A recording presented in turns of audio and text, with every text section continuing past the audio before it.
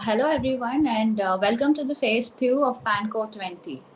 My name is Srija and I am the president of Student Network Organization Andhra Pradesh State and also the associate editor at the SNO India magazine Crux. SNO India and Crux. Hello everyone and welcome to the phase 2 of PANCOV'20. SNO India and Crux, Nexus of Healthcare, are indeed privileged to host the first international event PANCOV'20. Currently, mankind is facing the biggest war towards the thinnest age. And kudos to the warriors who are emerging victorious, armed just with the mask and PPEs, fighting the disease and protecting the lives of millions of people.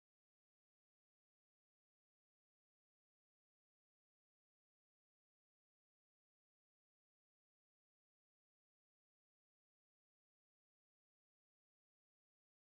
prevention and preparedness for the future. Srija, can you unmute yourself and talk?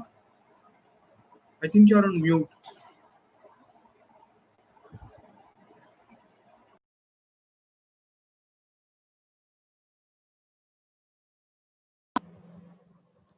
Right, okay now? Hello. Yes, that's fine, Shrija. So shall we start?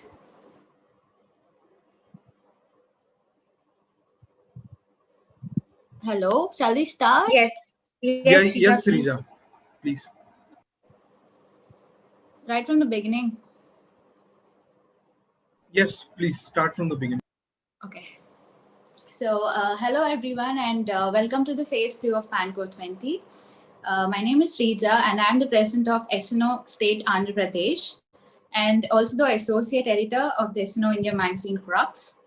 So, SNO India and Crux, the Nexus of Healthcare, are indeed privileged to host the first international event, the PANCOV'20. Currently, the mankind is facing the biggest war towards the tiniest being, and kudos to the warriors who are emerging victorious, armed just with the masks and PPEs. The local media is focusing on the strategies that are implemented in their own countries, and the international media focusing mainly on the global north and more predominantly the developed countries. To address this gap, SNO India and Crux presents to you with PANCOV'20, an international event in two phases to help in understanding the different approaches made by the various governments. The phase one was an online article competition on the topic Government Preparedness Towards COVID-19 Scenario in Your Country, a retrospective analysis of the last 6 months. We're glad to announce that we received huge responses covering 15 nations. The articles were scrutinized by an esteemed panel of judges for about a couple of weeks and based on their scientific validation. One entry representing each country from 12 finalized nations was selected for the phase 2 of PANCO, the panel discussion. Congratulations to the panelists who made it here.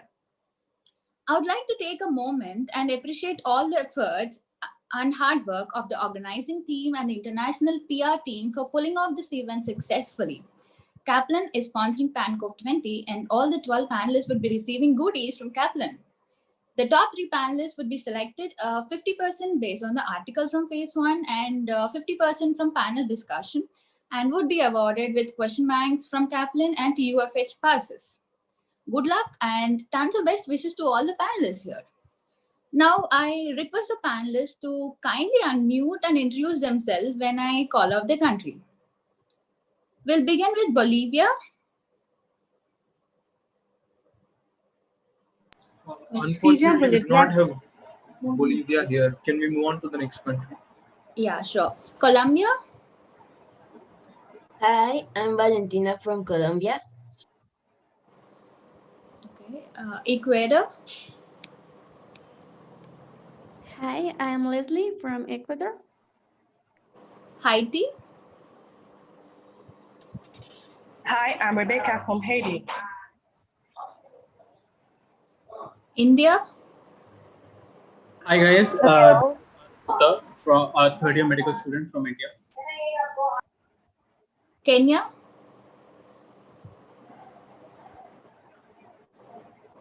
Kenya.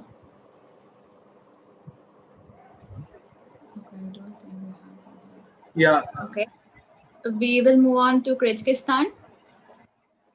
Hello, I'm Tuba Khurshid, a third year medical student from Kyrgyzstan. Nepal? Hello everyone, I am Akash Neupane, a fourth year medical student from Nepal. Nigeria? Hi everyone, my name is Oluwafolaji Adesoya. I'm a fifth year medical student from Nigeria. Nice to be here. Philippines? Good day to everyone. My name is Adrian Bornelia and I'm a first year medical student in the Philippines. Nice to meet you all. Sudan? Hello, this is Hiba Mahroub, fourth year medical student from Sudan. Uganda?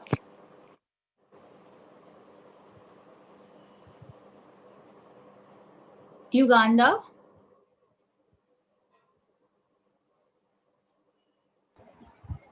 Srija, I guess move on once. I think Cedric and Cedric from Kenya. I mean, his internet connection is a little low, so he said that he would join as soon as possible. Okay, fine. Okay, welcome to each and everyone. So now the rules goes like this. Each panelist will be allotted 10 minutes, of which the initial 4 minutes will be an interactive session with the moderator regarding the COVID-19 scenario. 1 minute for the practices that are present in your culture that halt COVID-19. 1 minute for the opinion on your government preparedness, and 1 minute for the panelist question. There would be a free flow for 2 minutes. If you complete the discussion in lesser time, this will be used to express your views on COVID-19, which were not covered earlier. And you have a buffer of 1 minute, totaling to 10 minutes. So before starting the discussions, the panelists can feel free to ask their queries and our team would be glad to answer them.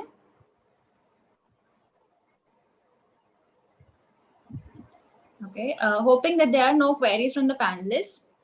As a courtesy to others and to avoid distractions, I kindly request you all to check your networks and please silence your mobile phones. Over to moderator Prashant. Just a thing, guys, whoever is actually answering, I mean, whoever is the panel that is being called up first, I would request to kindly switch on their videos and then speak so that it would be nice. Yes, Prashant, go on. Hi guys, so this is Prashant. I'm the state president of SNO Tamil Nadu. So how's the Josh? I guess all of you are enthusiastic here. And yeah, good evening, ladies and gentlemen. So let's get on to our first country for the day. And that's none other than the Caribbean island that's known for its finger-licking, yum malicious food, especially the tomato sauce that they prepare is well known. The cashew nuts and the chicken that they are fond of is the best that you would get anywhere. And obviously, it makes me salivate even now. And we have none other than the Republic of Haiti. So do we have the Republic of Haiti here?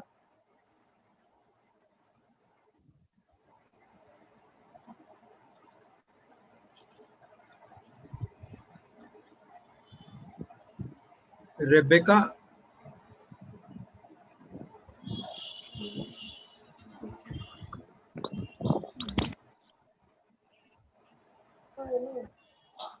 Yes. Yes, can you switch on your video? You were the first one to go.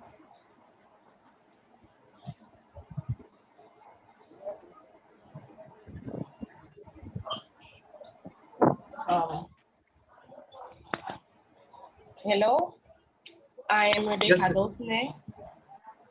Hello, Rebecca. Yes. I live in Haiti. It's an opportunity and an honor to be with you today to share my views and to understand yours. So I'm supposed to.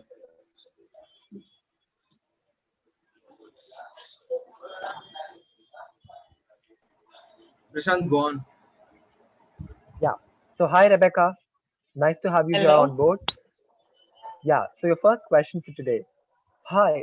So how do you think has COVID affected the society and families in your country? Excuse me, can you repeat?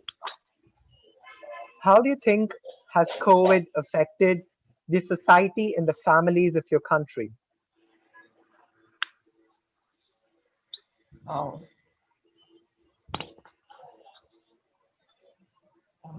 sorry, but I don't listen very well.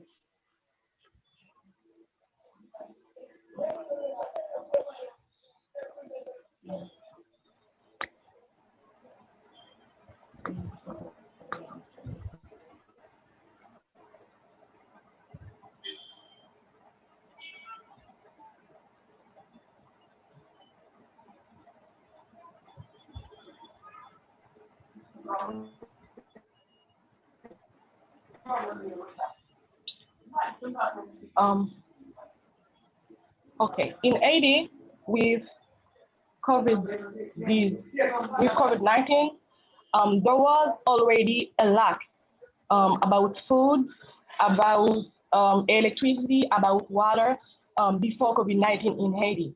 But with the COVID, this crisis amplified that need in Haiti. This had made containment in Haiti less obvious and almost non-existent. So the family has need very resources like food, water, electricity, the basic. So this is the need in Haiti.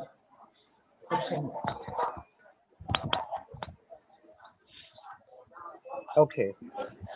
So what do you think is the magnitude of COVID over healthcare?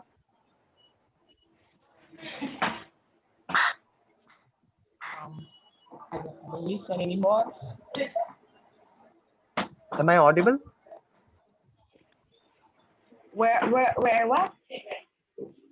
Am I audible to the rest? Yeah, you're audible. Can you repeat the question for her? Okay. So Rebecca, can you hear me? Yes, I hear you. Yeah. So what do you think is the impact of COVID over healthcare in your country?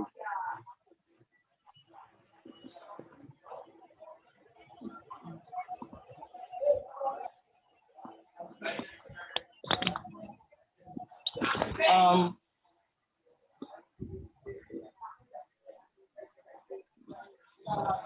Prashant, can you repeat the question again, please?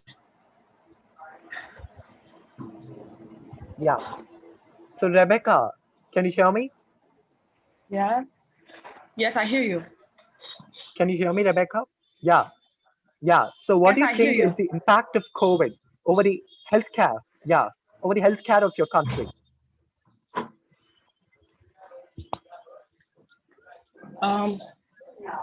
There are so many impacts. First, there's the economic impact because since 5 months, there is no many activities like financial activities. The institutions close their doors, and the money is so rare. So there is many needs, and there is no economic response to fight the needs. So the most impact is the economic, the financial impact in Haiti. And about the quarantine and the social distanciation, there is a social impact too, because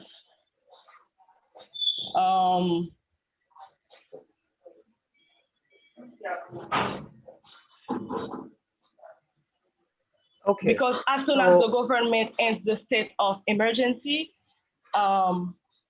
citizens not return to all their activities. So there is an economic and a social impact in Haiti. Okay. Yeah, got the point. So what do you think are the practices in your country, the cultural practices very specifically that has helped curb COVID? Can you repeat, please?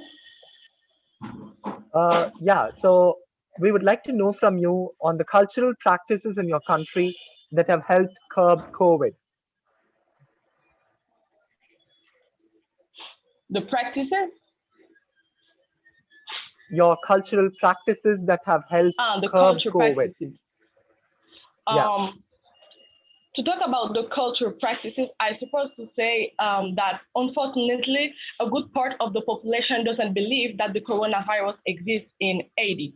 And however, another part of the population advocated traditional methods, traditional practice, especially bitter tea mixed with certain alcoholic drinks, friction, healthy lifestyle, like sufficient sleep, healthy diet, regular physical activity, and yeah, this is the practices in Haiti. And some people adopt the measures of quarantine, of mask wearing, and contact tracing and social distancing to reduce the impact of that virus. So that is the practices in my country. Okay. So can you critically analyze areas that need improvement in the decisions that have been taken by your government to curb COVID?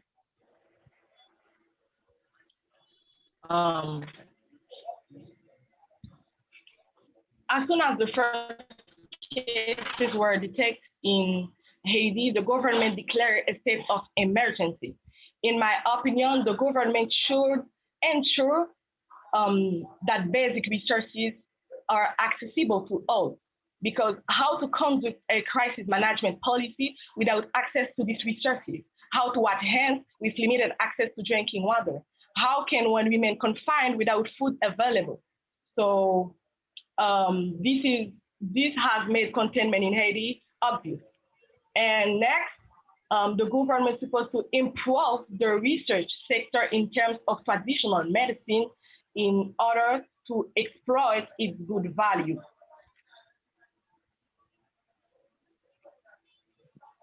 Okay. So yeah, so we have the panelist question for you from Colombia, and they've asked you as to what the changes have been in respect to COVID in your cultural practices. Can Should you I repeat repeat the it, Rebecca? question? So previously we saw as to what cultural practices were preventing COVID. So now the panelist question to you from Colombia is about the changes that COVID has brought to your cultural practice. The change? The changes that COVID has brought to your cultural practice.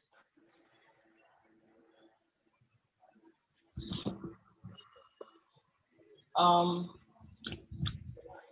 about the changement, even though the technology is not really updated in native, we use online courses for a few institutions, like the school, the university, use now the online courses because it's really difficult to reopen. It's about the public transportation. So there are minor people in the public transportation. So other Okay. Yeah. Yeah. So Lakhan, how much time do we have?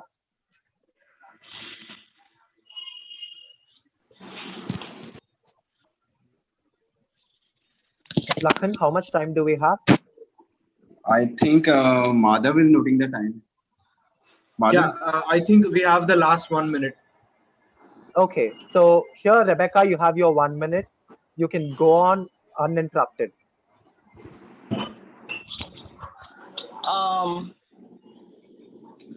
It's a real pleasure to be with you because this experience has allowed me to look at the situation of my country, the reality of the health system on my country in this period of global crisis.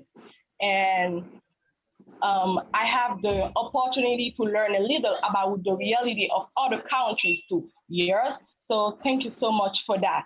I hope this activity can take place of other times, even if it's not around COVID-19. Maybe we could reflect on other global issues. So that's all I can say about. Yeah, a pleasure to have you, Rebecca.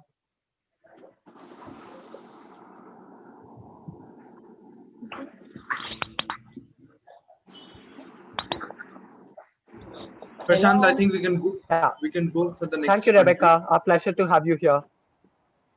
Thank you. Yeah.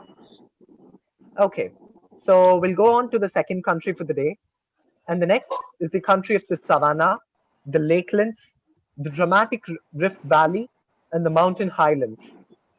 So home to the East African lions, the rhinos of the Masai Mara Reserve, and presenting to you Kenya. So do we have Kenya with us?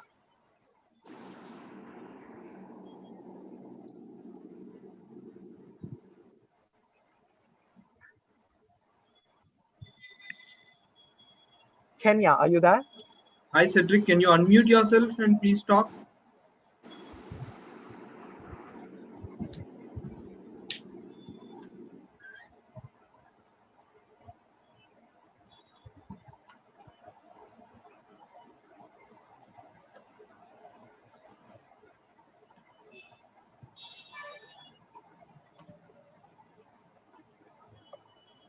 Cedric, can you please talk?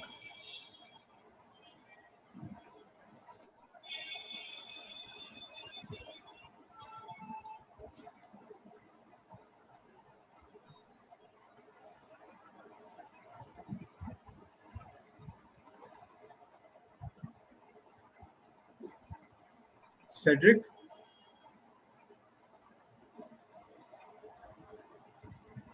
Okay, so if there's some network issue, we'll go on to the third country and come back.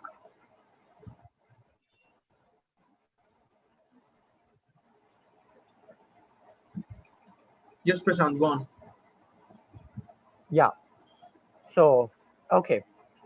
So we get on to our third country for the day, and this has a rich tradition of being a part of the age-old Silk Route, and nonetheless, with a rich culture surrounded by a terrain of mountains and valleys. So here we have Kyrgyzstan. So is Kyrgyzstan there online? Hello, everyone. I'm Tuba Khurshid, Okay. representing Kyrgyzstan. Hi, Tuba. So nice to have Hello. you here. Are you Thank ready you. for the first question? Yeah. Yeah. So every country depends on its economy and businesses. How do you think has COVID impacted on the businesses of your country? Sorry, can you please repeat your question? Every country depends on its economy and businesses. So how do you think has COVID impacted the businesses of your country? Well, COVID-19 has had a negative impact on the businesses of my country, Kyrgyzstan. The unemployment ratio has increased several fold. In addition, small businessmen and small entrepreneurs have faced a large loss. Moreover, the remittances that have been coming in the country from foreign workers have decreased due to lockdown issues. Uh, so I think it has got a very negative impact on businesses of our country. Yeah, great. So every country again has to work with a law and order policy with it. And there is something called the judiciary that governs this. So how has COVID actually taken a toll over the judiciary and the judicial process and the law and order situation in your country?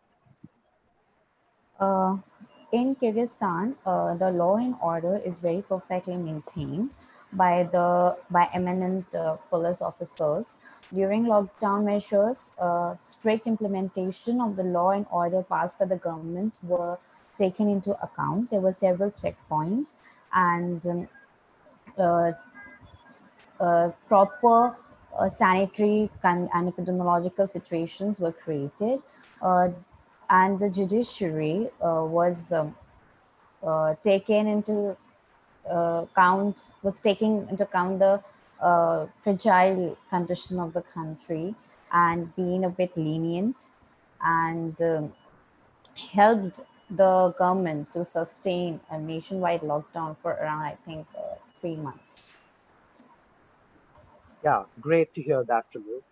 Okay, so we would also want to know as to how COVID has affected the healthcare in your country. It's a situation that is that pan global, but then in specific in your country, what's the case? Uh, Before COVID-19, Kyrgyzstan had a very lagging healthcare system in terms of infrastructure and workforce. And as we all know, COVID-19 has burdened the healthcare of the entire world. It particularly delivered a detrimental blow to the healthcare of our system. There was a vacancy of ventilators, of oxygen cylinders, of beds. Most of the hospitals, which are actually very less in number as compared to the number of patients, were overflowing. Plus, Kyrgyzstan has got no reserves of pharmaceuticals and medical equipments, and initially no stocks of pharmaceuticals and medical equipments were created. So that also uh, made it a huge, that also strained the healthcare system. Plus, the healthcare workforce is also very lagging. There's not sufficient manpower to deal with the enormous cases of COVID-19. In addition, community spread pneumonia cases inflated by mid-June, which further put a huge burden on the healthcare system. Great. So, how do you think has COVID impacted transport as such and the movement of people? Because I get to understand that Kyrgyzstan is a landlocked country, so there's no waterway, possible, and international air traffic has taken a toll. So, how do you account for it now? Well, transport has been severely affected, especially during the lockdown. A state of emergency was declared in several provinces of Kyrgyzstan, and even land transport was prohibited, and only people who have got residence permits in the respected provinces could enter. Public transport has been stopped. It was resumed not until later May 25, but after a second wave of infection, it was again restricted. So transport has suffered a negative flow, and this has also affected the lives of the people who have to go to big cities on a daily basis to get their to maintain their lives. So yeah, Yeah. it is a landlocked country. So, You are right, and transport has been severely affected. Transport and trade both. yeah. So, Juba, let me also tell you as to the cultural practices in your country. How has it had a impact over COVID in preventing COVID as such? The Kyrgyz culture adopts a nomadic lifestyle, as the ethnic Kyrgyz group, ancestral ethnic Kyrgyz groups, were basically nomads, and nomadic lifestyle involves a lot of physical labor. Plus, the Kyrgyz culture emphasizes on consumption of meat and food products that are local and organic and as natural as possible, and cooked in less oil and less spice, preserving the natural essence of the food products. So I think such healthy lifestyle practices, healthy and natural living practices, boost immunity to fight against COVID-19. As there's no vaccine, we need a very strong immunity to fight against this deadly virus. In fact, a temporary ban on export of food products has been in effect since March to enhance the food security and make natural food available to as many people as possible. Great. Agreed with you, Juba. So, let me get on to the next one. Can you critically analyze the steps taken by your government and areas that would need, improvement in curbing COVID? The most important step that the government should have taken is introduction of mass testing. because until and unless mass testing is implemented, the bigger picture is concealed.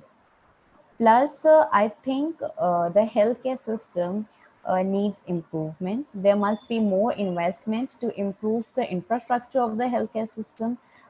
In addition to implementation of better strategies to enhance the workforce, the capacity of the healthcare workforce. Plus, I'm quite disappointed that no stock of pharmaceuticals and medical equipment were created initially, as I have mentioned before.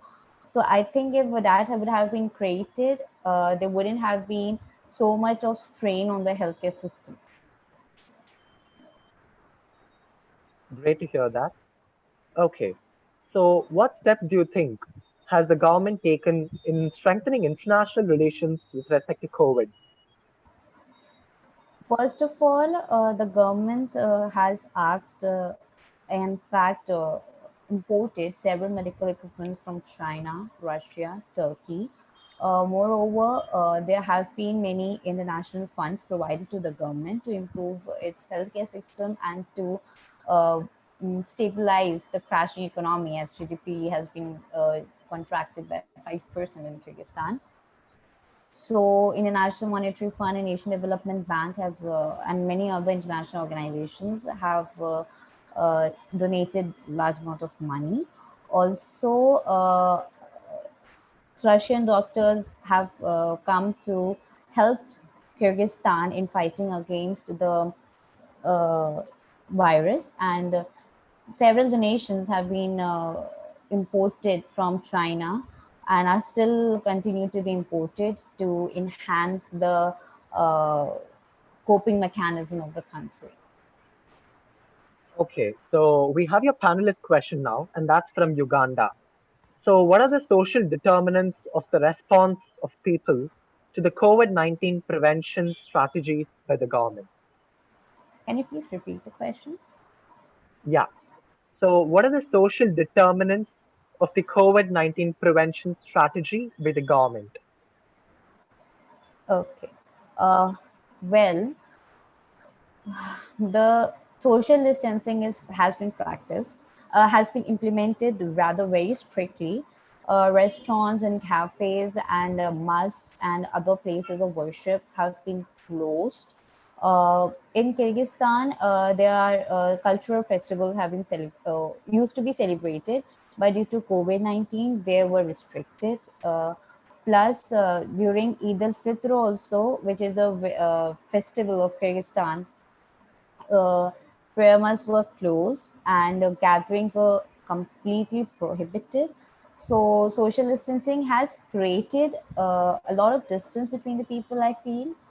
But also, despite social distancing, the people have worked as a unified force, contributing to healthcare system, donating to each other, providing telehealth services, providing financial, emotional, or whatever support they can to the community. And I think that is a very positive side of COVID-19, that it has brought the people together despite the implementation of social distancing. That's a great explanation indeed. Yeah. So, Tuba, your 10 minutes is done with this. I guess you're done now. So, thanks. And it was great having you here. Thank you so much. Thank you. Yeah. So, guys, do we have the second country on board? Do we have Kenya with us, Madhav? Cedric, I don't see Cedric here. Okay, I think we can give him the opportunity at the last. Prashant, can we have Amol, our next moderator? Hi, good evening, everyone. I would like to congratulate the winners of PANCOV Phase form. You guys have written amazing articles, and you really deserve to be here. And I would also like to welcome everybody who's joined us on the platform of YouTube to learn more about the response of different countries for COVID. It's an unprecedented crisis that we're all just trying to navigate. The first country I would like to call on board is Colombia. Unfortunately, we were supposed to have Bolivia, but Bolivia won't be able to be with us. So the country of rich volcanic soils and sorry, Cedric is here. Do you want to put Cedric in between? Since No, I don't Amol. know if he would be able to join in later. No, Shall we Amol. I finish think we can Cedric now? have. No. Let's continue with Colombia, and then we can have Cedric on call, as we have Okay. Oh, started. in case the network is lost, it might be an issue, right? What do you think? Okay. That's I good. think let's start. As we have started. Let's start with it. Okay. So from the country of rich volcanic soils, which makes it the third largest producer of my favorite drink coffee and the largest producer of emeralds in the world. With its motto being magical realism, I welcome Valentina to join us for the panel discussion. Hi, I'm Valentina from Colombia. It's a pleasure for me to be in this event. Hi, Valentina. The first question I would like to put forth for you is, when was the first case diagnosed in your country, and was it contact traced or traced for its origin? Well, the first case was in March 25th and was a girl, a 19 girl. She is 19 years old and she was in a flight of Spain. She was to Spain to Colombia and she was the first case diagnostic in Colombia. I think that when that girl come to Colombia, people were so afraid because was the first case and people didn't know anything about the virus at that time because it was in March. So in our culture, we don't anything about that virus and we think that he was only in Europe, in Asia, but now in Colombia, we thought that it was take a lot of time to come to Colombia, but it was in March. So people were so afraid. In that time, we have a president, but also we have mayors, and they are focused in the cities, and the president is focused in the country. So president say that we have to take some measures, and also mayor say another things. So well, first case in March 25th. Government and president say something and mayor says another something. So people were afraid of that first case because they didn't know how have to they do or what have to action they have to do because they listen another comments but no one a comment that say, well, you have to do it. Okay, as you mentioned, then people weren't very aware, and you had the mayor as well as a president. So, what was the prime source of information for the people in your country, and how did they receive that information that was being given? Well, first, people, some people, we have, president say that we have to be in quarantine, yes, to mitigate the spread of the virus. And people were afraid because, like I said, we didn't know something of pandemic. And, well, first, we started to the quarantine, yes, and all the restaurants of the supermarkets were closed. So they have another important point because was an different situation, different to we usual are doing because you have to be in your house every time, all the days, and you have to take classes from home, virtual classes. So some people agree with that, yes. Some people say, yeah, we have to do projects to improve our economic from home, but another people didn't agree. They started to do parties in your home with a lot of people, and that was bad because they spread the start to infect a lot of people in that parties.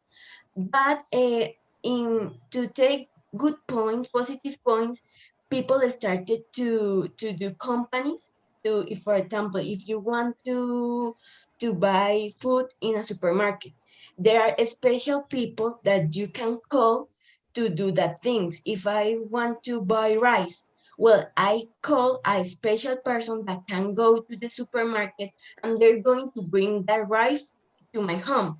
And that mitigates the propagation because you can stay all the day in your home. So it depends. Some people agree with that quarantine and another no. But in the time, people are doing the things right. Now they are doing the rules, be responsible in their house. So your 4 minutes for moderated session are over. We'll move on to the cultural question. So what, on a retrospective way, what is present in your culture, what has been present in your culture that helps to prevent the spread of diseases or could have helped to maintain the contagion? Well, there are too much, but I selected 5 important points. The first point is that clean and disinfect frequently touch objects and surfaces. The second one is that antibacterial or soap dispensers have been placed in various places in the cities and that are activated by the foot, not with the hand. That help you to don't infect your hands. Only you have to touch that dispenser with your foot, with your foot. And third is use of permanent mask in the streets and public places. That is a rule. You always have to wear your mask. Fourth is that entries to college and universities school are prohibited. If you want to take your classes, you have to take it in your home in a virtual way. The fifth is that only certain people can enter to the mall. Maximum 35% can enter to the mall, but the percentage depends of the place, because if you are in a supermarket, there are another percentage, or in a shop, also another percentage. So that I think that that 5 things help to mitigate and control and prevent the COVID-19, because you cannot be in the same place with a lot of people and in specific public places. Your question from your peer panel is from Ecuador. Ecuador wants to ask you, how do you think COVID pandemic will develop within the next few months in Colombia? Well, on March, like I say, on March 25th of this year, the mandatory quarantine started. That helped to mitigate the spread of the virus. But when the government saw that many industries began to open in Europe, they wanted to do the same. Yes, so it decided to copy that action and start open industries. As the economic sectors began to open so quickly, like in Europe, the spread of COVID increased. And I feel that the mistake was in coping actions doing in Europe, yes, because the situation of each country is different, the situation of each continent is different. So the steps to follow must be different. And Colombia wanted to do the same than in Europe doing. And I think that was the mistake, because the industries were open in May 11th. Yes, on May 2nd were 279 cases, and on May 18th were 721 cases.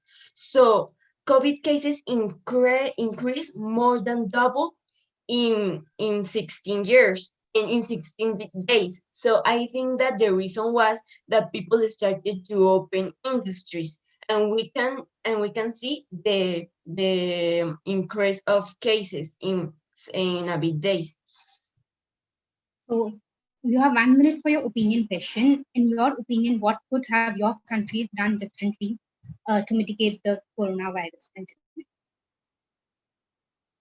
Well, to mitigate, I think that government or country can do projects or do classes to teach people to be responsible. because I think the government can do many things.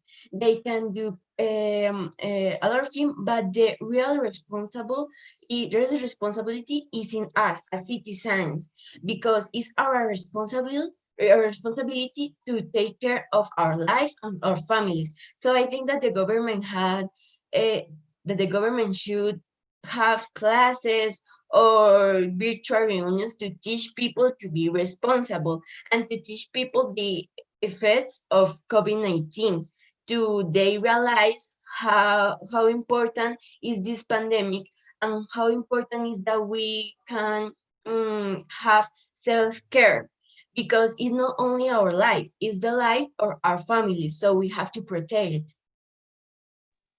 I think we have completed our 10 minutes already, and that means that you wouldn't have the time for free flow. And thank you so much for educating us about how your country dealt with it. We've learned a lot from it. We'd like to move on to our next country now. The country straddling the equator on the South America's west coast and the home to the Galapagos Island, a beautiful biodiversity. And most importantly, the first country to ever give constitutional rights to nature, to be able to defend itself and has the same rights as humans. I would welcome our panelists from Ecuador. Is Leslie there? Hi, Leslie. Hi, I'm here. Nice to meet you Congratulations and all. welcome. Thank you. Well, I'm Leslie from Ecuador, and it's a very pleasure for be here.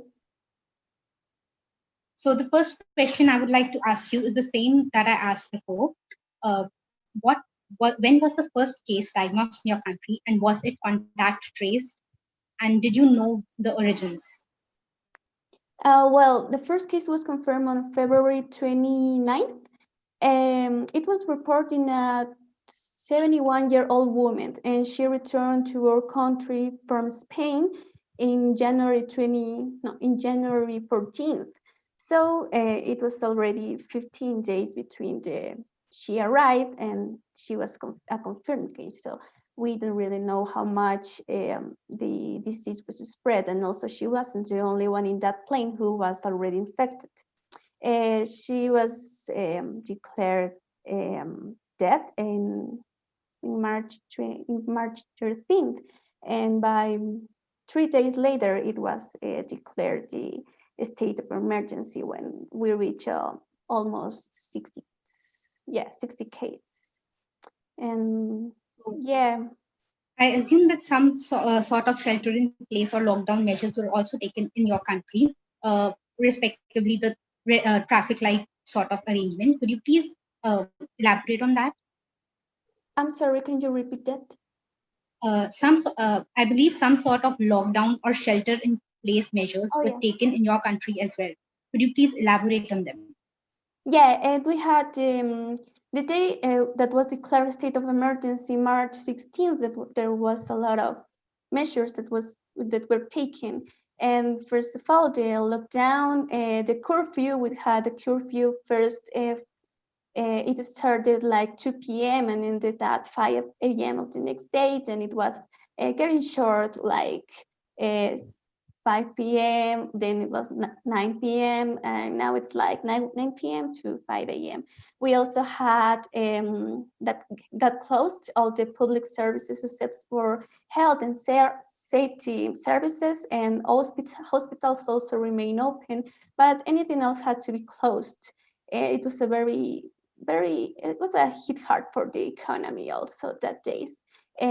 Also, there was suspension of all the public transports. Also, the private mobility was also prohibited. There was also an exception for the public functionaries that could mobilize. You mentioned that there was a big economic impact. Was there any economic compensation provided by your government to the vulnerable groups, especially people who work from day to day and had to close down?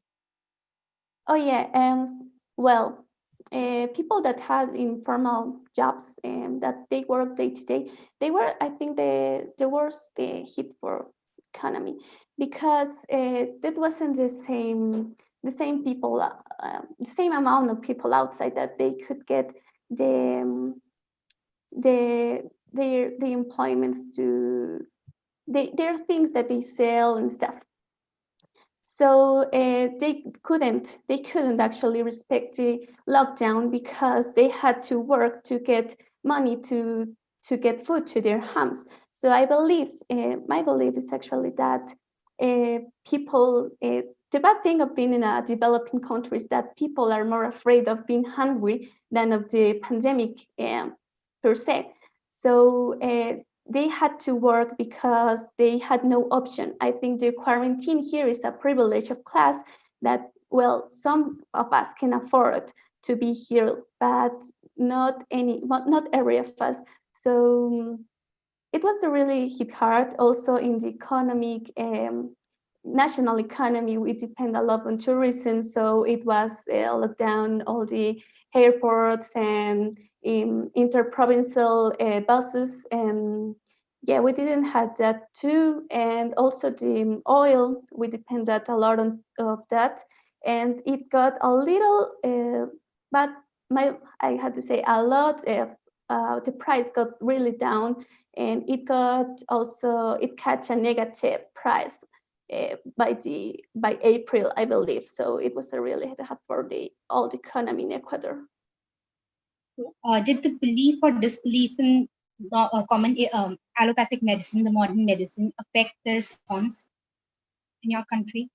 I'm sorry, can you repeat that? Did the belief or disbelief in modern allopathic medicine affect the pandemic response in any way?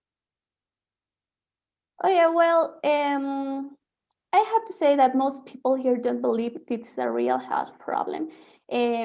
When it first arrived, there was a lot of misinformation about that. For example, only 3% of people, it has a rate of only 3% of mortality. So people weren't really afraid of it. They thought that if they are young, they have a very good immune system, so they didn't have to get worried about.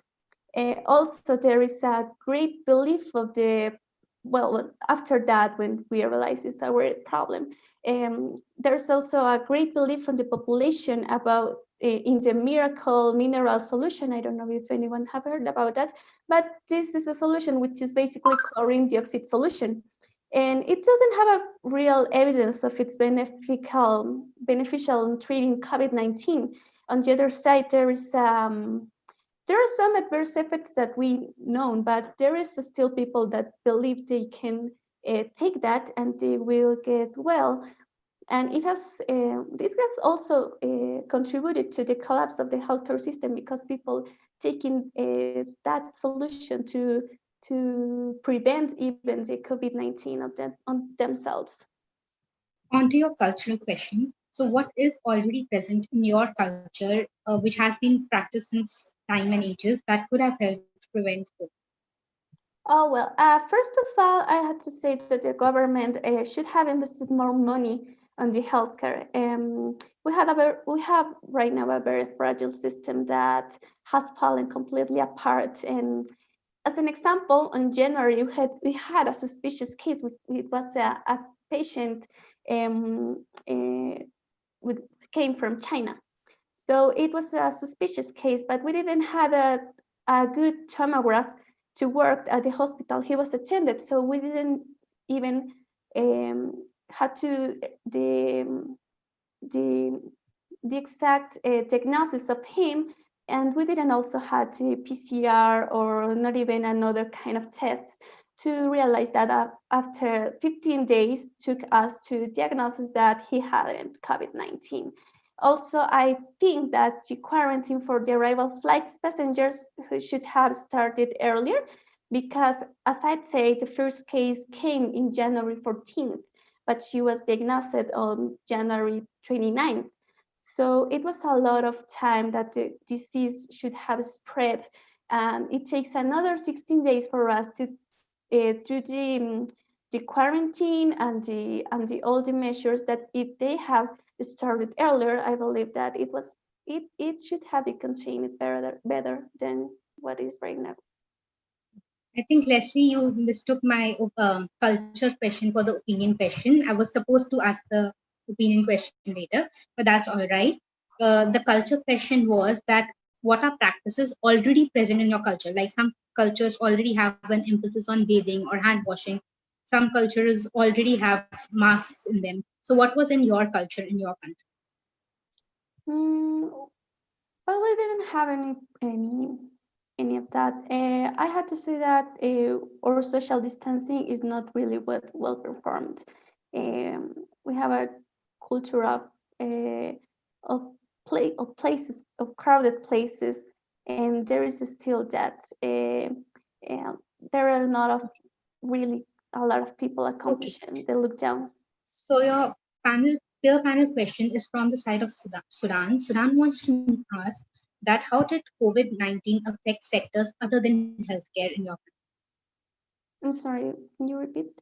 How did COVID-19 affect sectors other than healthcare in your country? Oh, well, the COVID-19, other than healthcare, as I said, the economy, also the education. The education has started to be online, and it's not really something that everyone can get because, as I said, we're in a developing country. So most kids, even college students, have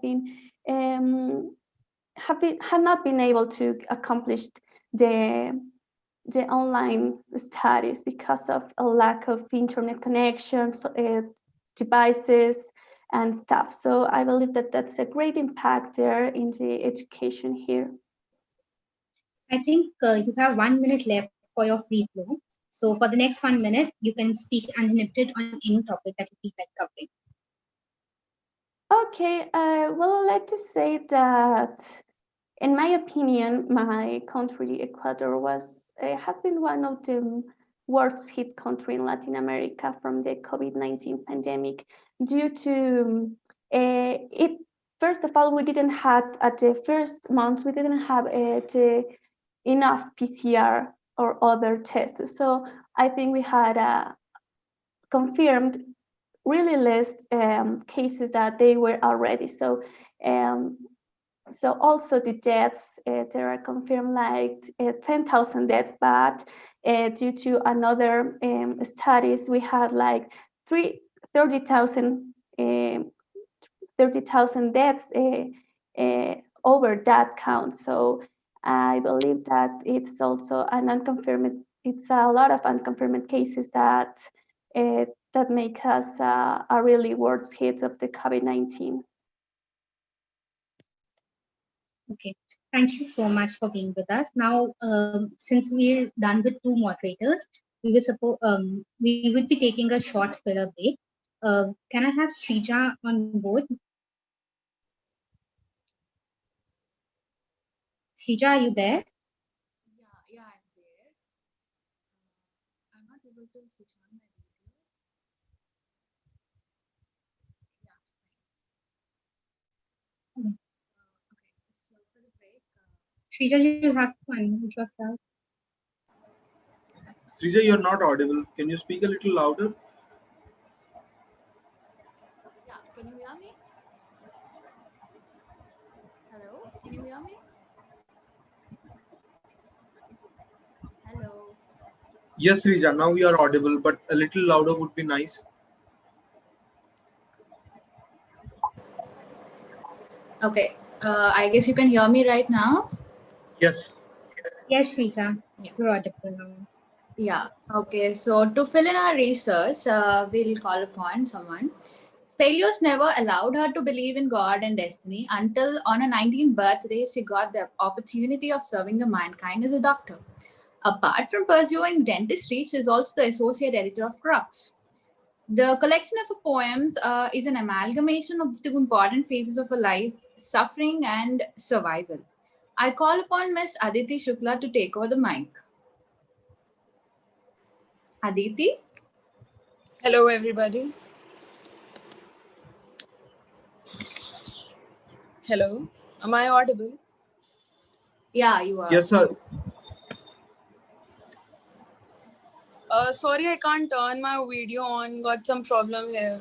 I hope you guys understand. Sure, Aditi. Okay, so here I have a poem for you all. Starting with the quarantine. This decade gave this world a completely different meaning. Who knew this time quarantine is less about our choices and more about how deadly the world is collapsing? Well, never knew socializing is less about our choices and more about how deadly the world is collapsing. Aditi, you are on mute. Uh, Now, am I audible? Yes, yes. Okay, so I'm starting it again. Yes, yes. Quarantine. This decade gave this world a completely different meaning. Who knew this time quarantine is less about our choices and more about how deadly the world is collapsing? Never knew the world will start collapsing just due to socializing. For the first time, I realized social distancing is a warning. How toxic it can be for one person to live with the another. Well, never mind. Maybe this was God's way of warning us that how badly we are overlooking self-care in the world full of cat race. Maybe being in isolation will tell all of us that how ignorant we were for the flesh and bones we carry. How much we were self-abusing and testing ourselves to the extent until we really extinct. So here I am ending my first poem, and my another poem is on depression. I hope everyone is okay with this poem. Great job, Aditi. Okay, so my next poem is like this. I was having sound sleep until you knocked my life, dear depression. I checked you from the eye hole of my heart and I denied you to welcome in my life. Oh, but you were rigid to stay in my to stay right there in my life. You continued to knock and drill my life, but I ignored. And then one day I realized somehow you damaged my walls of heart and found your way to reach my heart. You were successful in destroying my walls of emotions. You were successful enough to destroy all the walls I started building up since the day I saw you somewhere on my door. I wish I was not that foolish and I could have asked someone to drag you away from the door of my life. And look at me now. It's too late to stop you to enter in my own life. You entered abruptly, you destroyed me terribly. Oh, you consumed me completely. And now when you finally decided to leave me, you took away all my dopamine. And look at me now. I still remember you. I remember you, depression. Thank you.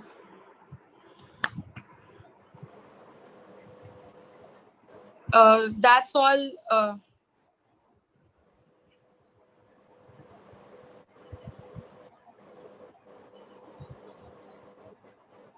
That Srija? was really nice, Aditi. Thank you for enlightening us, and it was really nice. Over to Gurnur. Hello everyone, I'm Gurnur, a third year medical student and the membership Gurnur, could point. you speak a little loudly? Is it audible now? Yeah, it is, but little volume up. Now, is it better? Yeah, fine. Okay. So, hello everyone, and welcome to all the panelists. Congratulations for making it to the phase two. I'm Gurnur, and I'll be moderating India, Nepal, and Nigeria for today. So, let's start with India. Hello, Aro. I hope I pronounced your name right. Yeah, that is absolutely the correct way. Thank you so much. It's an absolute privilege and an honor to be surrounded by such an amazing panel. And I hope this goes well. Yeah. Okay, yeah. Okay, so let's start. I'll be starting my moderation with the land of diversity, the land which is the birthplace of many religions of the world, a true testament to unity in diversity. So let's start this discussion, Aro. My first question to you would be, um, what and where and when did the first case of corona happened in India? When was it detected and was it contact traced? Yeah, so the first case in India was traced to Kerala, the southernmost part of India. Uh, it was on 30th of January, and the the patient had actually traveled from China to Kerala. These were actually this was actually a group of people who came around the same dates, and contact tracing was done, and it was found that no one else around the patient had contacted COVID-19 at that point, at least. And yeah. Okay, that's great. So, moving on to the next question, as India imposed lockdowns quite early, okay, so do you think what was the economic fallout out of that situation, especially on the migrant populations and the the workers who have temporary jobs? I absolutely actually agree with you about the implementation of lockdown, and I have a controversial opinion about that as well. That the lockdown was a little premature, a little too early, and it basically had no plan of action. It did not acknowledge one of the most poor parts of the country, about 100 million population of the migrant workers who were then struck at wherever they were. In a research article that I had read recently called "More Than Bricks and Mortar" by the great Farah Shroff, she mentioned that a bigger problem from then homelessness is actually shelter insecurity, which was not, which again was they were deprived of. The migrant laborers, they were constantly being deprived of shelter and food. They had no option other than to actually travel back. And at that point of time, with the initial lockdown in place and no interstate travels or transportation available, it was difficult for them to actually travel back. And even there was a lot of a huge population of migrant laborers who actually even walked back or cycled back uh, thousands of kilometers back to their home, and this did cause a lot of deaths as well. Okay, so the next question I have for you is, what do you think was the effect of COVID on the healthcare system in India? Like, was the healthcare system adaptly developed to deal with the situation or not?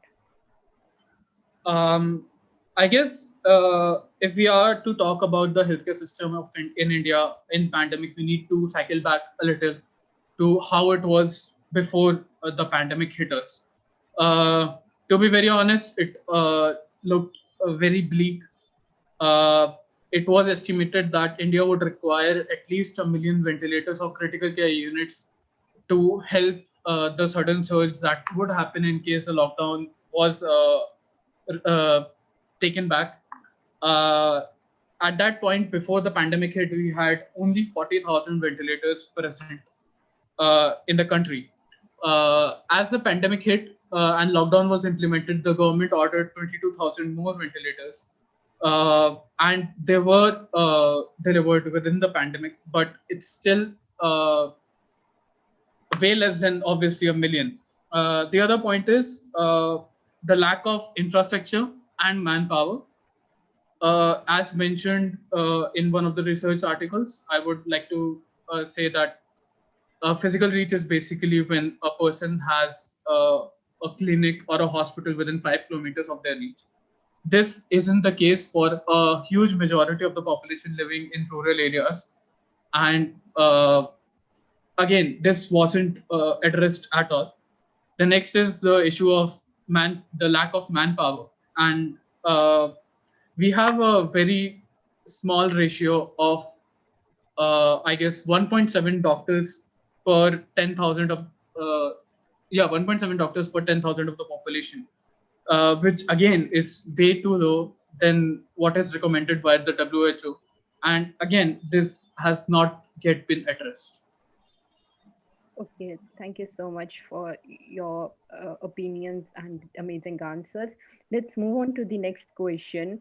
As we all know that India has a varied culture. So can you tell us about some of the culture practices which helped to mitigate COVID? Um, I guess being in India, the land of yoga and Ayurveda, I have the privilege to say that we have a lot of cultural and social practices in place to basically uh, better our immunity rather than fight the virus. Uh, and it is these practices, these are actually pretty widely practiced around the whole country. The other things that actually give India the upper edge a little bit are the ways that the people meet when they meet someone else. So we have a practice of basically high fiving ourselves uh, in a way to respect others. That's called the namaste. And even in one of the religions called Jainism, which is actually a minor religion in India, they have a practice of wearing face masks, which is actually to prevent any sort of smallest of the bacteria insects from entering their gut or anything, which would lead to the death of the insect. So yeah, we have quite a few practices in place. Okay, so that was very helpful and insightful. So now moving on to the opinion question, what do you think could have been done better by the government of India in, fighting with this pandemic? Was the efforts done by them enough, or could something else uh, could have been done? Uh, I personally believe that neither 1 minute nor 1,200 words are enough to basically show the sheer mismanagement by the government of India. Starting with, again, the most controversial opinion I have is the early immature implementation of the lockdown. The next is not taking advantage of the lockdown. So the lockdown isn't meant to actually stop the COVID-19. We, as medical students or allied medical science students, we understand that COVID-19 cannot really be stopped, but lockdown measures kind of put a not pause, but slow the infectivity period. So at that point, we should have actually taken advantage of that and increased our infrastructure, increased manpower, increased personal protection kits, and yeah, I mean, we did not really take advantage of that, and that is again sheer mismanagement of our government. Okay, thank you for the opinion. So now we just have 1 minute left. So it is a free flow time for you. No questions, no interruptions. You can take 1 minute to present your opinion about anything that we did not cover and you wish to discuss. Uh, as you already mentioned, that India is a land of diversity and different religions. I think the issue of COVID-19 was widely politicized. Religious discord, I mean, political parties did take a lot of advantage of the religious discord present among the society already, coming from the riots that happened just before the lockdown was implemented. Uh, I would also like to say that this pandemic is not the only pandemic that has hit us. There have been multiple pandemics at the same time, including the pandemic related to mental health, the pandemic that has hit the LGBTQ community, going back to the houses, where especially in the houses where they are not being accepted, and there has been like name calling, taunting by the family, and that has again caused a sudden increase in mental health issues. The other thing, I guess, again is the lack of PPE kits and personal protection kits for the healthcare workers, which has led to an infection of 87,000 healthcare workers all around India, and death of 573 healthcare workers already as the unlocking takes place. And again, I think this is again a premature unlocking, but I guess it's economically more viable. So thank you so much for this opportunity. I would just like to thank everyone. This has been amazing experience. Thank you so much, Aro. We got to learn a lot, and I'm sure other countries got to learn a lot too. Okay, Pleasure. so now moving on to the country with the highest mountain peak in the world, the land of Mount Everest, the Himalayan nature. We have Akash from Nepal. Akash, can you hear me? Yes, I can hear you. Am I audible? Yes, you're audible. It would be great if you could switch on your video. Okay. Yes, I have already switched on my video. Yeah, I can see that now. Okay. Hello and welcome, Akash. First of all, it's a pleasure having you on the panel. Thank you so much. It is also a pleasure for me and to know you all wonderful people in this informative session. Thank you. So let's start this discussion. The first of all, I'd like you to, in general, tell about how your country dealt with the pandemic, emphasizing about how it took care of the migrants, as Nepal has a lot of population working in India and China. So, with China and India in lockdown, how was that problem taken care of? Yes, actually, Nepal has almost 2 million labor migrant workers in India and many more in China also. And the type of work they do in India is mostly on a daily wage basis. So as India went into lockdown, they had to return to Nepal to support themselves. And as government of Nepal imposed lockdown on 24th March, similar to India, they had to stay in the quarantine set up by government at the border area. So the quarantine were very mismanaged. Many people fled from the quarantine. There were reports of suicide and rape even in quarantine places.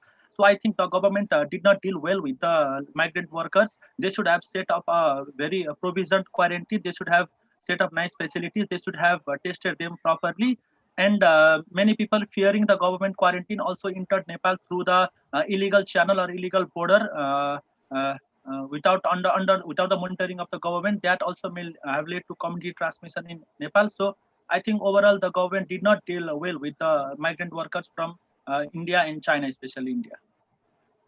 Okay, thank you for that answer. Moving on to the next question. How do you think the pandemic helped your international relations for your country, and especially in regards to financial aids from various countries and international organizations? Hello? Hello? No, should I Okay. repeat the question? Yes, please repeat the question. I did not hear the last part. Okay, so my question to you is that how do you think the pandemic affected the international relations your country has, especially in relation to the financial aids by different countries and international organizations? Yes. Yes, actually, Nepal being so lower and middle income countries, 38% of the people live under the poverty line of 3.2 US dollar per capita income is set by World Bank. So Nepal always had to rely on foreign aids for its most of the budget and very activities. And due to the COVID-19 pandemic, the main income of Nepal, remittance and foreign employment and tourism was affected. So it had to rely on a lot of foreign aid. Fortunately, Nepal received foreign aids from International Monetary Fund, World Bank, from government of US, government of Germany, and it also received technical support from India by donating ventilators. It also received technical support from WHO in setting up RT-PCR labs. In the only lab first Nepal had was National Public Health Laboratory. Later, it was expanded to 44 labs. So WHO gave us technical expertise. And similarly, many other international organizations have committed their help to Nepal. And I think we have to rely on more international aid for future also. Okay, thank you for that answer. It was amazing to know about that. So, moving on to the next question, there was a thing in Nepal that the testing was initially low, which led to low, infected rates, and people had false hopes that maybe Nepal is not that affected. What are your comments and your views regarding that? Yes, what you said is absolutely true. Nepal detected its first case as early as January 13 from a student returning from Wuhan, China. But after 2 months after that, we did not detect any cases. While the world was suffering from pandemic, there was a false hope in Nepal that Nepal will not suffer. But that was actually a case of low testing. As data suggests, up to 15th May, we only did daily 1,000 tests, and overall 10,000 tests was done only on 1st May.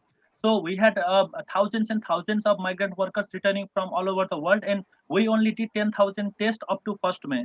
So that shows that we were seriously under testing among the population, and even those who had tested positive were not being the contact were not being traced effectively. So even there are reports coming that even some of the family members were left out in contact tracing. So I think the main reason behind the low case was due to the massively under testing of the population, and that also actually gave a false sense of hope. And now when the cases are on a rise, people and the even government has realized that that was a big mistake. Okay, thank you. So, moving on to the cultural question, do you think there are any traditional practices in your country which helped to mitigate the spread of the pandemic? Yes, actually, I believe there are a few cultural practices. As a previous panelist also mentioned, Nepal and India share a close cultural proximity, and the tradition of Namaste or Namaskar, as we greet each other by folding our hands together and greeting each other from the far, is also widely practiced in Nepal in both formal and informal settings. That may have actually helped in preventing the transmission compared to the Western handshake. And another one I like to tell is there is a deep-rooted traditional value in caring of the elderly in Nepal. In all cultures of Nepal, so there is less prevalence of nursing homes and elderly homes for old people. And as we have seen from many Western countries, the focus of coronavirus infection was nursing home and old age homes. So I think that may have also prevented from transmission. And another one I would like to tell is Nepal, in the big cities of Nepal, actually there is a very low quality of air. In Kathmandu, it is one of the most polluted city in the world. So people actually wear masks even before the pandemic. So when after the COVID-19 came and everyone were instructed to wear the mask, it was not a new thing for us, and people adapted easily to the culture of wearing mask. I think that may have also contributed to somewhat preventing the transmission. Okay, thank you so much. It's always enlightening to know what different countries, what cultures, which are sometimes considered as rudimentary, also help us to fight pandemics such as this one.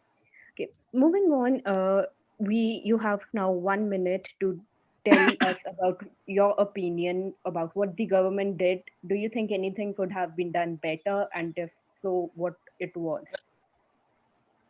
I think different countries' examples and even various studies have shown that contact tracing is the one of the most effective tool to actually stop the identify and stop the transmission. Nepal missed a big trick by not doing proper contact tracing.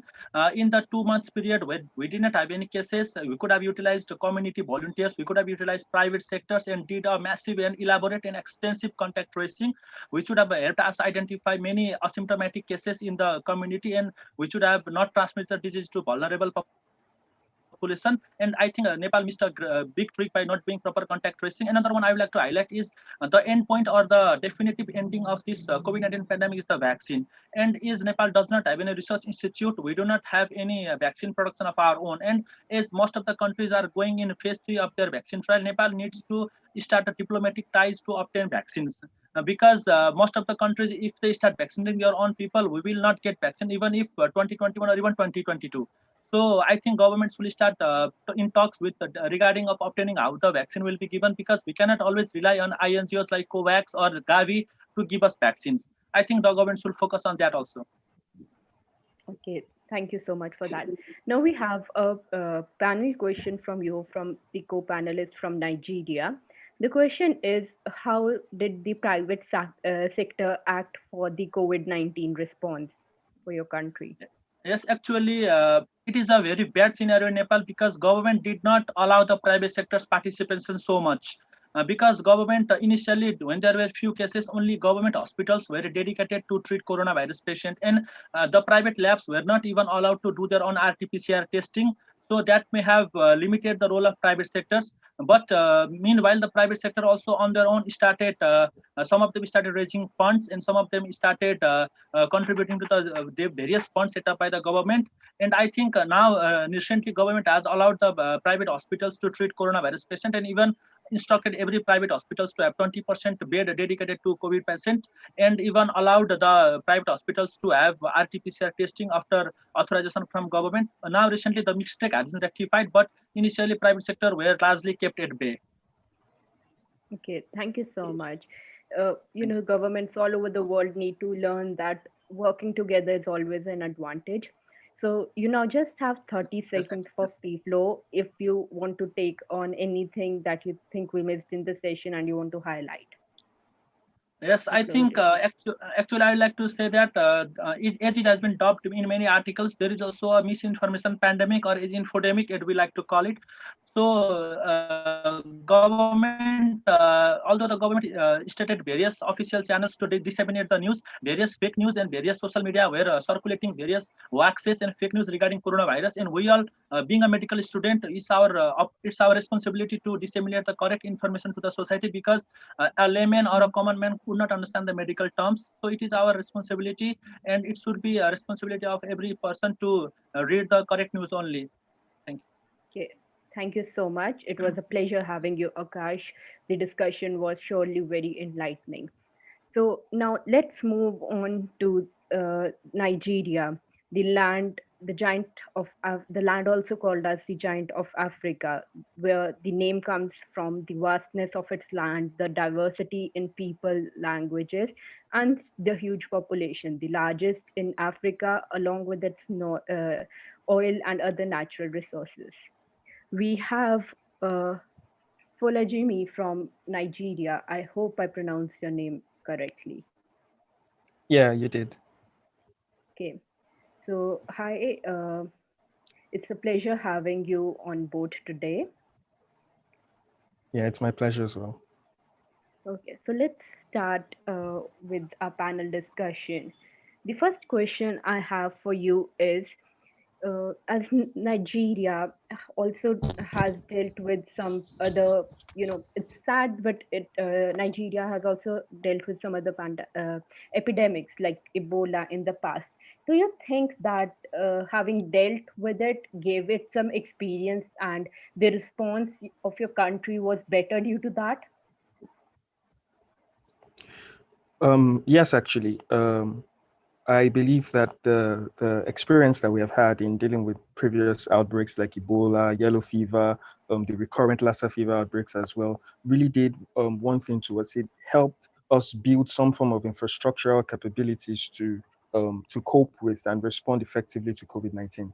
One particular area is in testing, because many of the molecular laboratory facilities that we have in Nigeria today were developed during the periods of the polio outbreak as well as the Ebola outbreak, such that when the first case arrived and it was suspected, we had the facilities to diagnose the case within the country. So we didn't need to send the testing outside of the country in order to diagnose the case. So that is one area that the experience we have had with previous outbreak really helped us. Another is in contact tracing as well. During the Ebola outbreak of 2014, the WHO really, and not just the WHO, the entire global community really applauded the country for the effective contact tracing that was deployed in order to detect almost 99.6% of contacts and crush the outbreak within 3 months. And that really helped us, particularly during the early days of the outbreak as well, to effectively trace the contacts of the initial cases, and also to sort of temporarily bring the outbreak under control. So yes, I believe so. And another area that really helped us is in the establishment of the Nigerian Centers for Disease Control, which was also in response to several outbreaks that we have had in the past, particularly polio and yellow fever. So when COVID-19 came, we had an agency that was already established, already had experience, and was essentially ready to get to work in coordinating the response. So yes. Okay, thank you. So like that really shows that everything is an opportunity if you take it as one. So Exactly. moving on to the next question, what effect did the pandemic had on the family, society, and especially the students? All right. So I'm going to take the question in two parts. First on family and society, then I'll then talk about the educational sector and on students, being a student myself. So one particular aspect of the pandemic that really had a crushing effect on families and livelihoods was when the general lockdown and shelter in place order was effected in late March 30th of 2020 for an initial period of 2 weeks. And then in April 13th of 2020, it was extended for another period of 2 weeks. One thing that really struck the populace was the apparent lack of preparation on the part of the government to provide some form of safety nets and some form of palliative measures to vulnerable people who essentially lost their livelihoods during the period. Nigeria is the country with the highest number of people living below the poverty line in the world, with over 95 million people having to survive below $1.25 a day. And a large proportion of people in Nigeria make their livelihoods from daily activities, things they get to do every day. And yes, there was some form of effort from the government, I have to say. There were some policies about sending conditional cash transfers to vulnerable families, about 3 million vulnerable families. But I mean, when you talk about the fact that you have 90 million people living below the poverty line, and then you're making plans for 3 million people, that's more like a drop in an ocean. It's really, and that's assuming that you actually do reach out to all the 3 million people, because in reality that's not what happened, and that's due to the fact that the infrastructure to deploy such policies really was not in place. I mean, we had inclusion criteria like having less than 5,000 naira in your account, but a lot of these people don't even have accounts in the first place. So, I mean, how do you cater to people who don't even have accounts when you're making inclusion criteria of how much they have in their accounts? So those are the things that really struck people. That's why there was really an escalation of crime rates during the period of the lockdown, in which a lot of people who just couldn't survive anymore had to, a lot of homes were broken into, a lot of people lost their properties during the period because, I mean, they were victims of criminal activity. And that in itself really led to the failure, if I may say, of the quarantine period, because in actual fact, by the third week, people were already breaking the orders, and yeah, it was very ineffective in my opinion. And secondly, also in the period of education, it would be very surprising to say that I personally am a medical student in my 5th year, and I have been out of school since March of this year, and I have not had a single online class to continue my education. So essentially, I would say I've been a temporary dropout for the last 6 months. That just shows you I mean, I don't think I have to say more than that. There was just nothing in place to cater for education, essentially. Because even within the lockdown, it will surprise you that university lecturers decided to go on strike because their salaries had not been paid, and they're still on strike till now, which is why universities still cannot open. Because even if the government decides to open universities, because they think COVID-19 is no longer an issue, universities cannot open because lecturers are on strike and they're not going to come to teach anybody. So yeah, I mean, those are some of the effects, if I may say, of the pandemic really on livelihoods and on education. Thank you so much. It was really enlightening how every country, even if we are suffering from the same pandemic, every country has a different problem of some sorts. So, moving on to the cultural question, I would like to know if there are any traditional practices in your community which helped in some way or the other to mitigate the spread of COVID.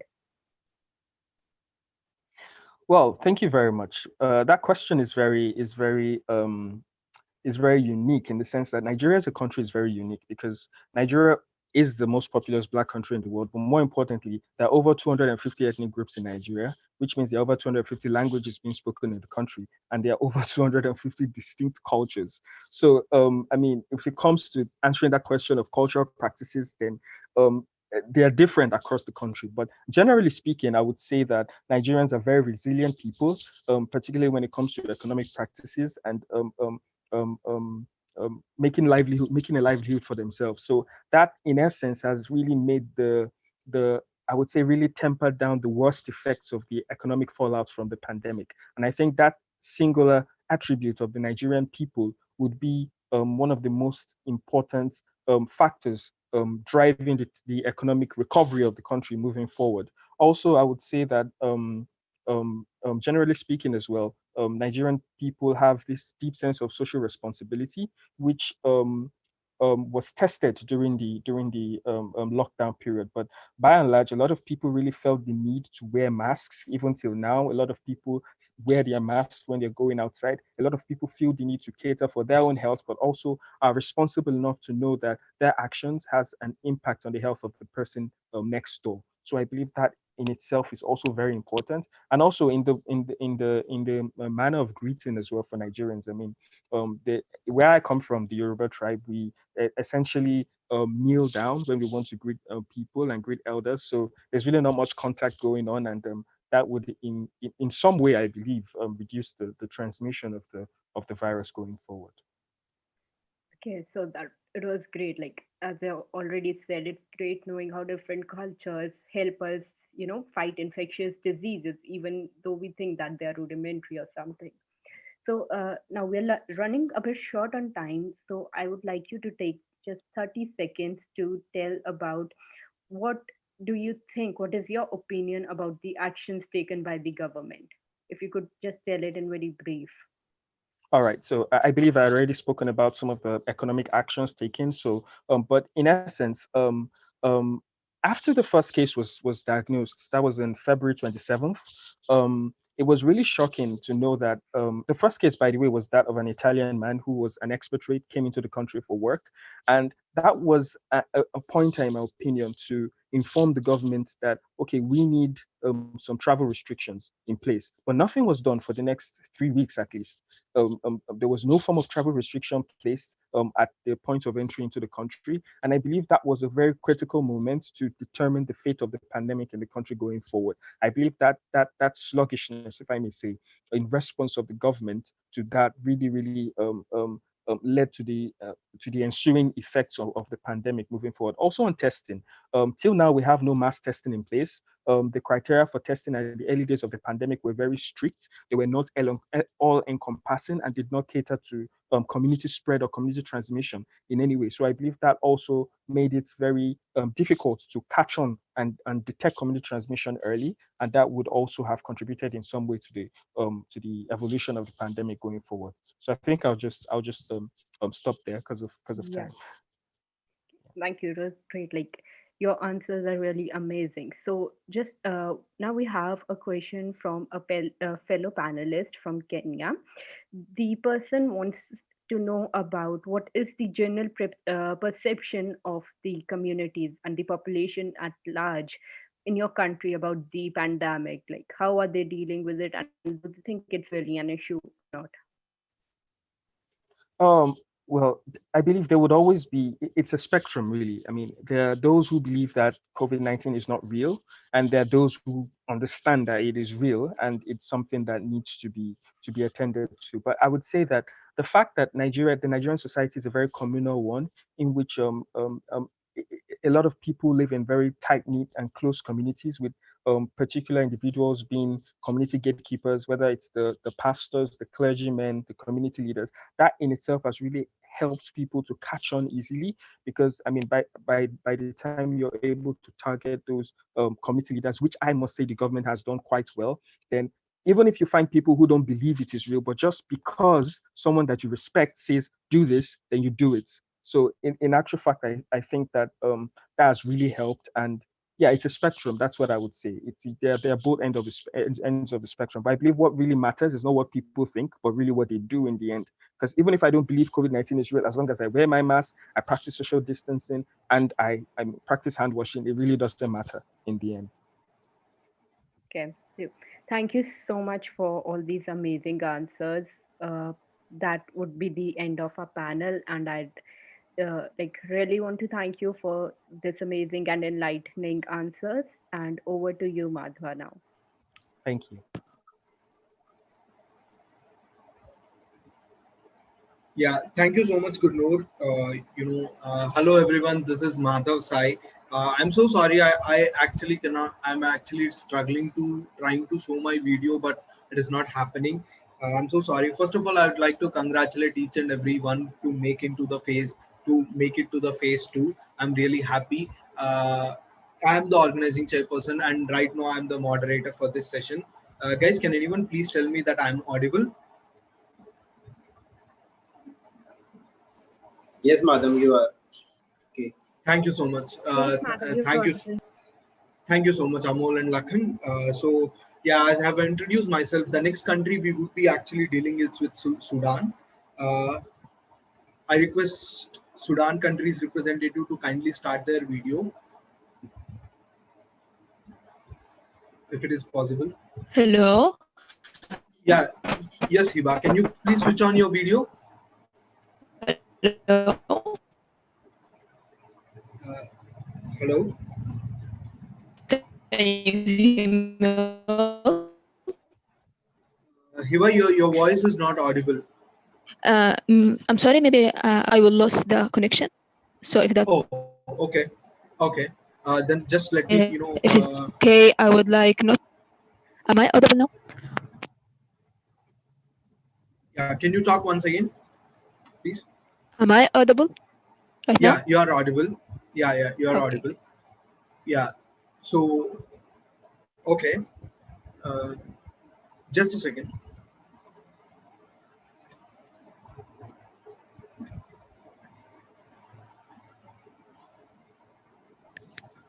So,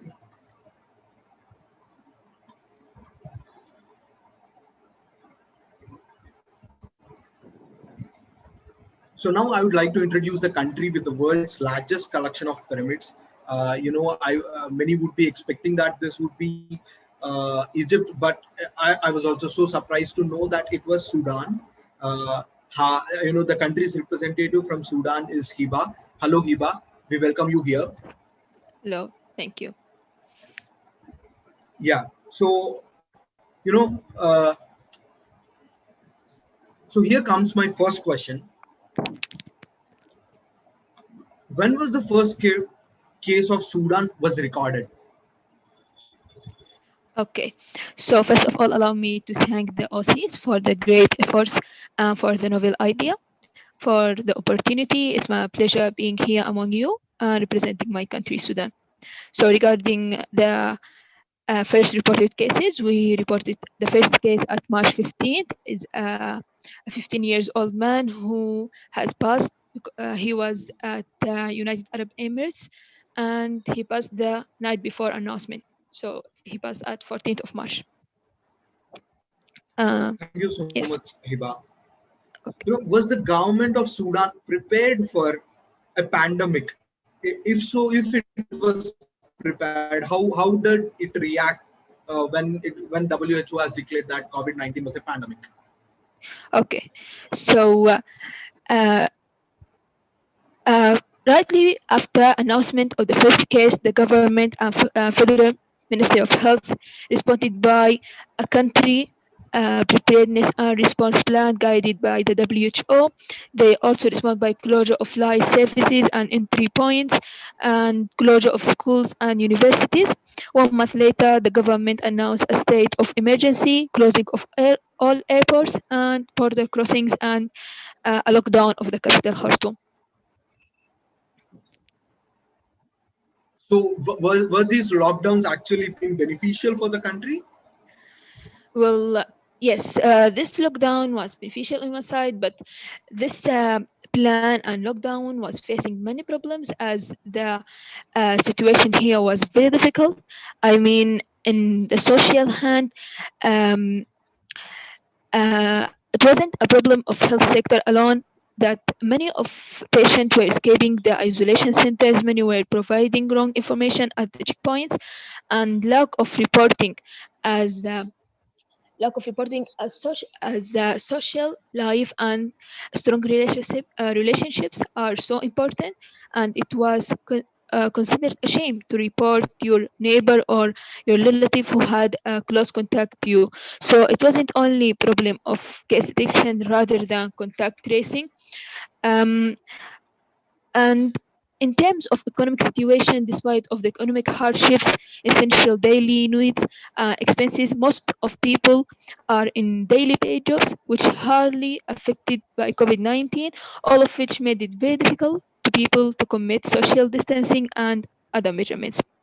On the political on the political level, as a Muslim country, and the meanwhile government is a transitional, so that the political situation is unstable. It had many conflicts, among which was the decision of closing mosque and stop gathering at the holy month of Ramadan. Those were of the severely opposed decisions. So COVID-19 was out of the scope of health. It was an integrated problem which needed many efforts to solve. Yeah, I hear that you mentioned the case of fake information. So on context of that, I would like to ask you, in means of spreading infodemic, I mean fake information, how did the government disseminate the information to public, and were they being successful in doing it? Yes, the government was transparent, complete transparency. They made many conferences and free news. They made reports, daily reports were published in the social media. They made they were many efforts of social of health education and integrating those people. Were on the radio, on the TV. The measurements were also announced on the markets via microphones. So they were really transparent, and all the informations was reflected to the people. Yeah, thank you so much, Hiba. Now let me ask you the cultural question associated with it. What were the things or the practices that were present in your culture that were helpful in preventing COVID-19? Okay, so as I mentioned earlier, the habits of Sudanese are a way of being related or even near the measurements was announced by the WHO. So we are used to gather in the festivals, in the funerals. Um, those habits were like made a lot of discontent. I think that people were not ready to live. But on the concept of traditional treatments, uh, many of Sudanese people, almost 80% of them, are used to use acacia seeds and as an incense or to chew them. Also, many people are used to drink buaba, baobab, and many other hot drinks like honey with tea and black seeds with sesame oil. I believe those traditional treatment help a lot in addition to orange, lemon, and grapefruit juices, all other ways to get vitamin C. So yes. Yeah, thank you. I think the juices would have been beneficial. So with regards to the opinion question, what do you think that the government should have done, which could have been much more beneficial in your opinion in decreasing the spread of COVID-19? Okay, so regarding the efforts could be done to prevent or to minimize the spread of COVID-19, maybe we could have quarantine centers as we have none of them. Those could be used for those who are in close contact with the patients. This would be really grateful to break the chain of spread.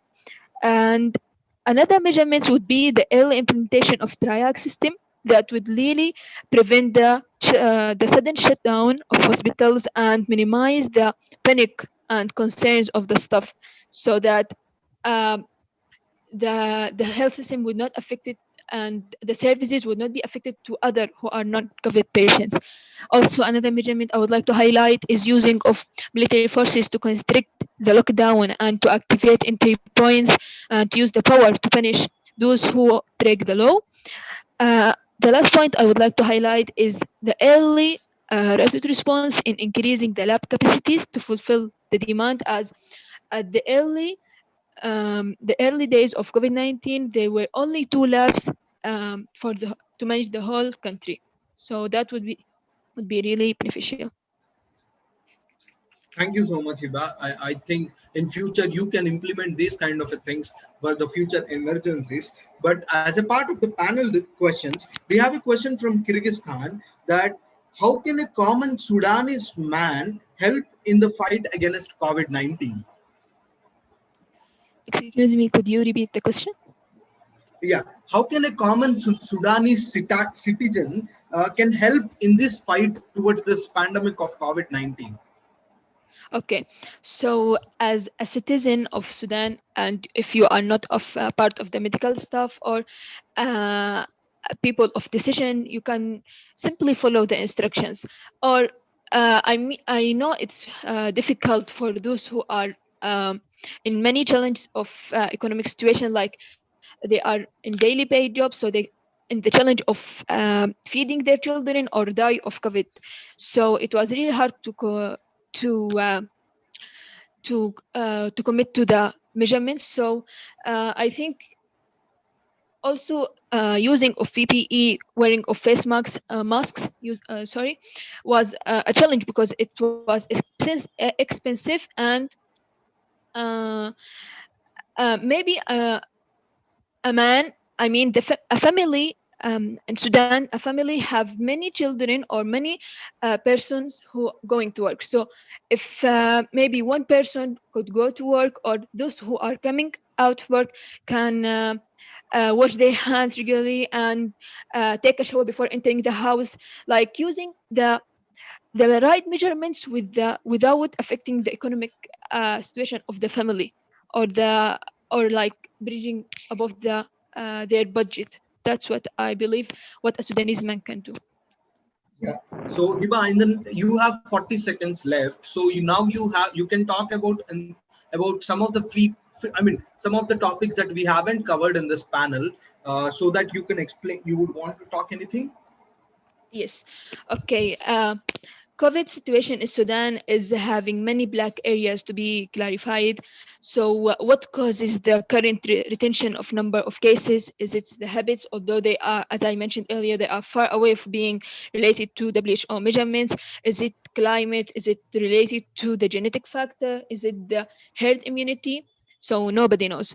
And what we have learned from COVID-19 that it showed us how fragile the health system of the country is, and the importance of integrated working and planning to overcome Sudan. That's such a challenge. And yet, in the middle of the health pandemic, we are learning many powerful lessons. We are all in this together, and we need each other. A final comment I would like to tell is that those gaps in the health system were filled by the volunteers and NGOs, those amazing people who are willing to help in such a critical situation, and they are deserving appreciation and praise for their efforts. They were working all day night in health, educating, working in call centers, organizing campaigns, and manufacturing of locally made sanitizers and face masks to face the increased demand and shortage. So that's all what I got today. Thank you for the opportunity. Thank you so much, Hiba. I really understand that all the healthcare workers and all the emergency care workers and the people who have been actually helpful during this pandemic would be remembered and should be remembered for a long time. Thank you, Hiba, for participating. Now, I would like to invite the Philippines country's representative to join us. Hello? Yeah. Yes. Let me introduce you, Adrian.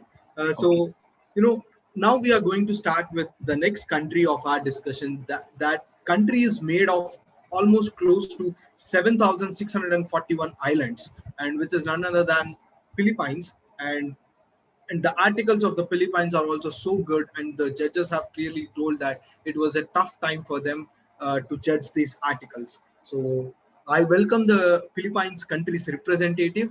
Hello, Adrian. Good day to everyone. It's nice to learn from everyone of their own government's pandemic response. first of all, I'll congratulate you, and I'll quickly go with the first question. Yeah, so it was the same as the last one. When was the first case of COVID-19 detected? Was the first case being contact traced or treated? Or traced for its origin? Thank you for that question. The first case in the Philippines was an imported one. It was a female Chinese national, age 38, and it was recorded on January 30, 2020. However, the first case of local transmission within the Philippines was reported on March 5 of 2020. It was a Filipino male, age 62. So between the period of the first confirmed case that is imported from China and the first case of local transmission, there is no concrete contact tracing system in place, which is why the Philippines had a difficult time in tracing all the other cases that stemmed from those isolated cases in the beginning. Thank you, Adrian. So my next question would be, what were the restrictions put by the government on the common people to decrease the spread of the COVID-19? I'm sorry, can you repeat the question? Yeah, so let me know if I'm not audible. What were the restrictions put by the government on the common people to decrease the spread of the COVID-19? Thank you very much. The Philippine government has implemented lockdowns in various areas and regions in the country. Actually, as of today, we have the longest lockdown in the world, spanning a total of 169 days.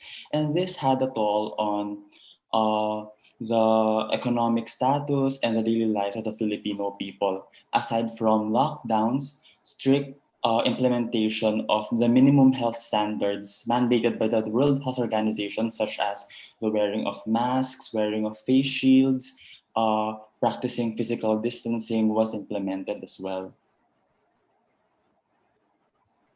Okay, so you said that it was the longest lockdown. Could you also tell me that were the restrictions being lifted off right now?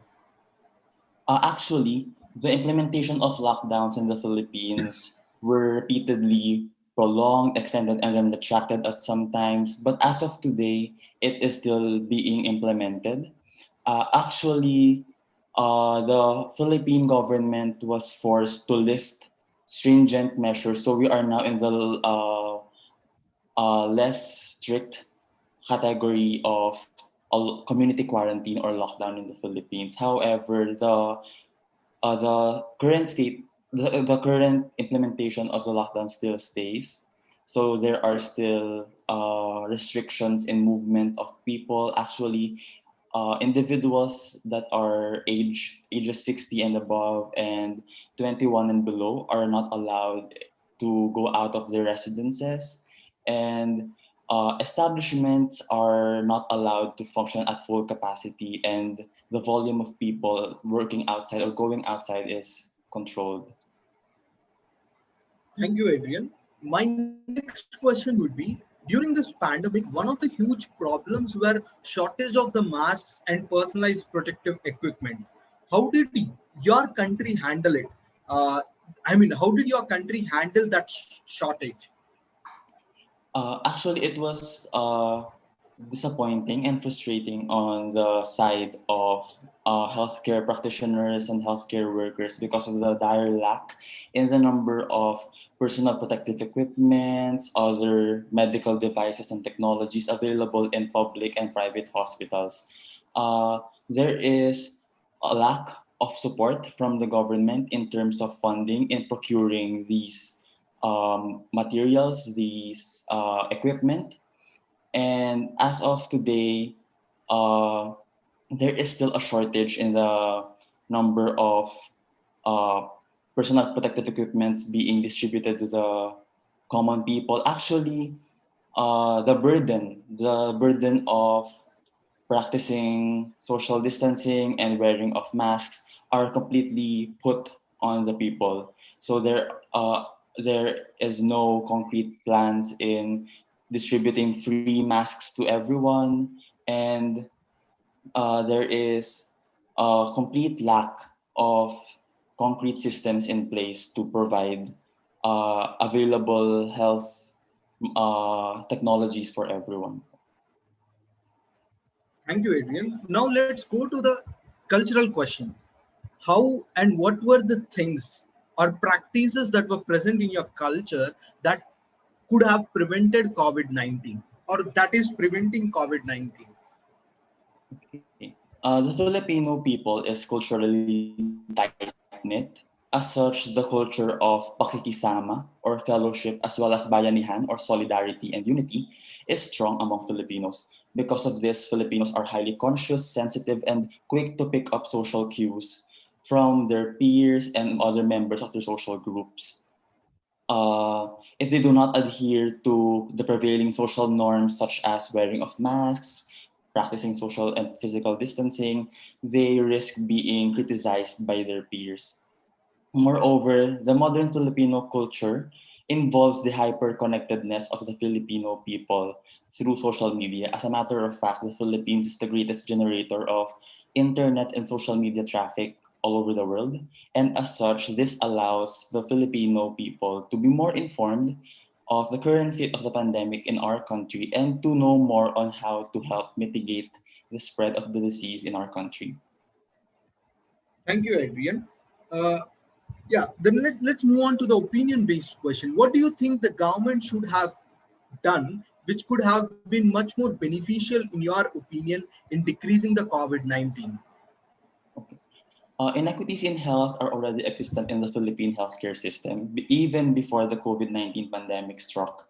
However, due to the current pandemic, these health inequities are highlighted and made more manifest. As such, in the context of the Philippine healthcare system and the 6 building blocks of health, I believe these are the things that the Philippine government should have done in its pandemic response. First, it should have a more firm, decisive, and evidence-based pandemic response with the help and guidance of experts and professionals in different fields. These include consulting medical professionals, engineers, transport specialists, and other professionals in their respective fields. Moreover, the government should provide an enabling environment for people to participate in, which highlights the need for a people-centered and people-oriented approach to health services delivery. Because at the end of it all, health is a fundamental human right that all people should freely enjoy. And this is more important now more than ever during our time of pandemic. Adrian, I cannot agree with you anymore because I completely understand that rather than the political decision, the interdisciplinary teamings made from the experts of the different communities would be very much essential. And I hope that the governments learn this and would try to implement this. Next, coming to the panel question, we have the panel question from the Nepal representative. He has asked, because of the rapidly raising daily cases and death rates, healthcare workers feel the greatest strain and burnout. Uh, are there any efforts or plans for your government successful in I'm uplifting the sorry, morale? you're not audible right now. Yeah, am I audible now? Hello? Hello? Am I audible now? Hello? Hello? Adrian, am I audible now? Yes, you're audible now. Oh, I'm so sorry. I think it is a bad network. Okay, let me repeat the question again. Because of the rapidly raising daily cases and death rates, healthcare workers feel the greatest strain and burnout. Are there any efforts or plans of your government successful in uplifting the morale of the healthcare workers? Actually, this is the most disappointing part in the government response of the Philippines with regards to the pandemic because there is a complete lack of support from the government for our own healthcare workers. There is a complete lack of financial support. There is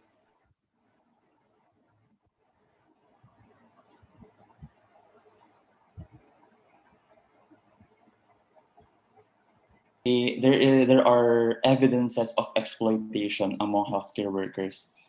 Uh, Moreover, our own healthcare workers are being antagonized by the government because there is a recent call from our healthcare professionals to re-implement the strict measures of quarantine in the national capital region of our country. However, our government antagonized them, saying that they could not further prolong the strict quarantine measures in our country, or else we risk damaging our economy beyond repair. Thank you, Adrian. I think that completes your time. Thank you so much for joining. I would ask the next country. Hello. Yeah. I would ask the next country. I would ask the next country, Uganda. Hi, Julius. Are you there? Hi, how are you doing? I'm there. Yeah, I'm good. Thank you so much. Okay, let me introduce the country. Now I would like to introduce the Pearl of Africa, which is none other than Uganda's. And Uganda's representative, Julius, is here with us. Hello, Julius. Hello, how are you doing? I'm excited to be on this panel. It's really a pleasure. Thank you. It's been always it has been the PANCOV's pleasure to have you here. So let us not waste time and quickly go to our first question. Sure. When was the first case of COVID-19 was detected in Uganda, and was it contact traced? All right, thank you very much. And to start with, I want to first congratulate all the winners and also thank and congratulate the organizing committee for this wonderful event. So the first case of COVID-19 in Uganda backs back in on the 21st of March 2020. And this was a 36-year-old male, a Ugandan actually, who had traveled to Dubai. And on his return at the airport, he presented with signs and symptoms of COVID-19. And that was the very index case in Uganda, which prompted a lot of contact tracing and a lot of public awareness. And to me, actually, I should say that all the contacts to this case were traced and put under quarantine and later tested to find out whether they actually had COVID-19 or they didn't have. Though it's mentioned that this person had actually left Uganda about 10 days before the day he was tested positive. So it was still unclear whether the person got COVID from outside or the person went with COVID and came back with a COVID, but that was the first case. Thank you. Yeah, thank you, Julius. Okay, there is something interesting I have read while I was going through Uganda. That I read that in Uganda, musicians has written songs to make the public understand about COVID-19. Would you like to comment on it? Yeah, sure. So one thing that we should know is that musicians are among the people in Uganda that have a very big public following, and they are the people that actually most of the public, especially the youth, listen to. And so they joined the fight, and actually the government also encouraged them, and they have released very many songs that I cannot count to rally the public and spread information about COVID-19. And they have actually also done so many adverts that are not music related on COVID-19. So musicians, and of course, we have a political wave where musicians are tending to join so much politics in Uganda. So they are very influential, and they have actually played a very good role in the prevention of COVID-19 down here in Uganda. Yeah, that sounds as a very innovative method to reach a lot of people in a such short amount of time rather than the news. Coming to the next question, how was the education impacted due to COVID-19? What was being done to recover it? So just a brief history. Education institutions, right from primary to tertiary institutions, were closed in Uganda even before we could register the first case. So they actually did a lot of prevention measures to make sure the young population, because almost almost a third of the Ugandan population actually in school. And so it was a very good move. However, since since I remember the 18th of March, we've not gone back to school. And in Uganda, we are in a country where I think online learning, the e-learning has not been well developed. So I should say that the education sector has been impacted so much to find that the only people that continued with their education were the senior house officers. Those were residents in the medical field. Other people were all sent home, and to date, no one has returned to school, and we are all waiting, praying around to see when schools will open. So I should say, unlike a few students who could have taken on maybe online courses that are free and offered by some institutions or their institutions, there has been no education. However, the government of Uganda came in and they actually provided education materials, that is for the young generation, for the primary pupils and secondary school students. They provided for them reading materials that are in terms of hard copy. Then they provide for them lectures on radio stations as well as TV stations. And actually schools have come up to support this.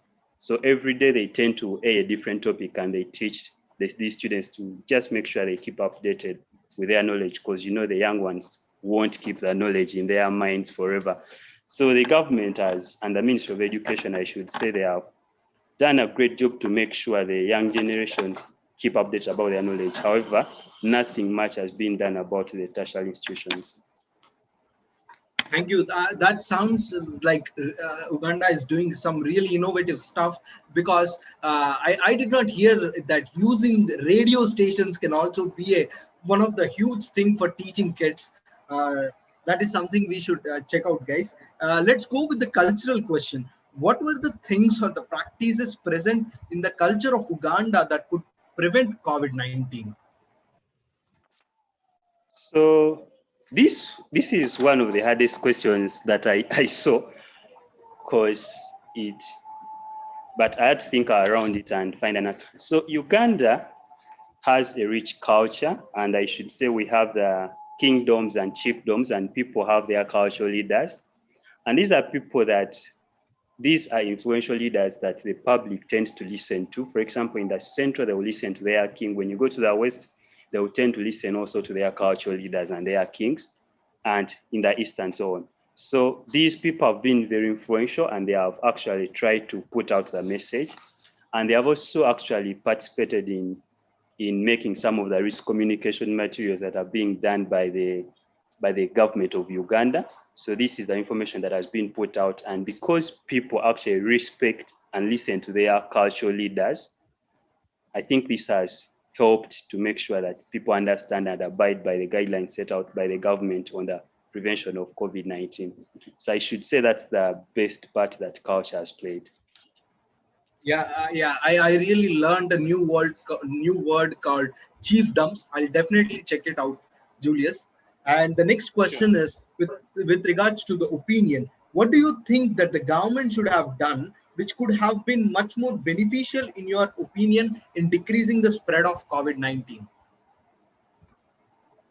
So one thing that I should say is, in a pandemic like this one of the most important things that people should have done, not only the government, but as well the public, is to make sure people actually practice and embrace social accountability, whereby everyone is responsible for whatever is happening.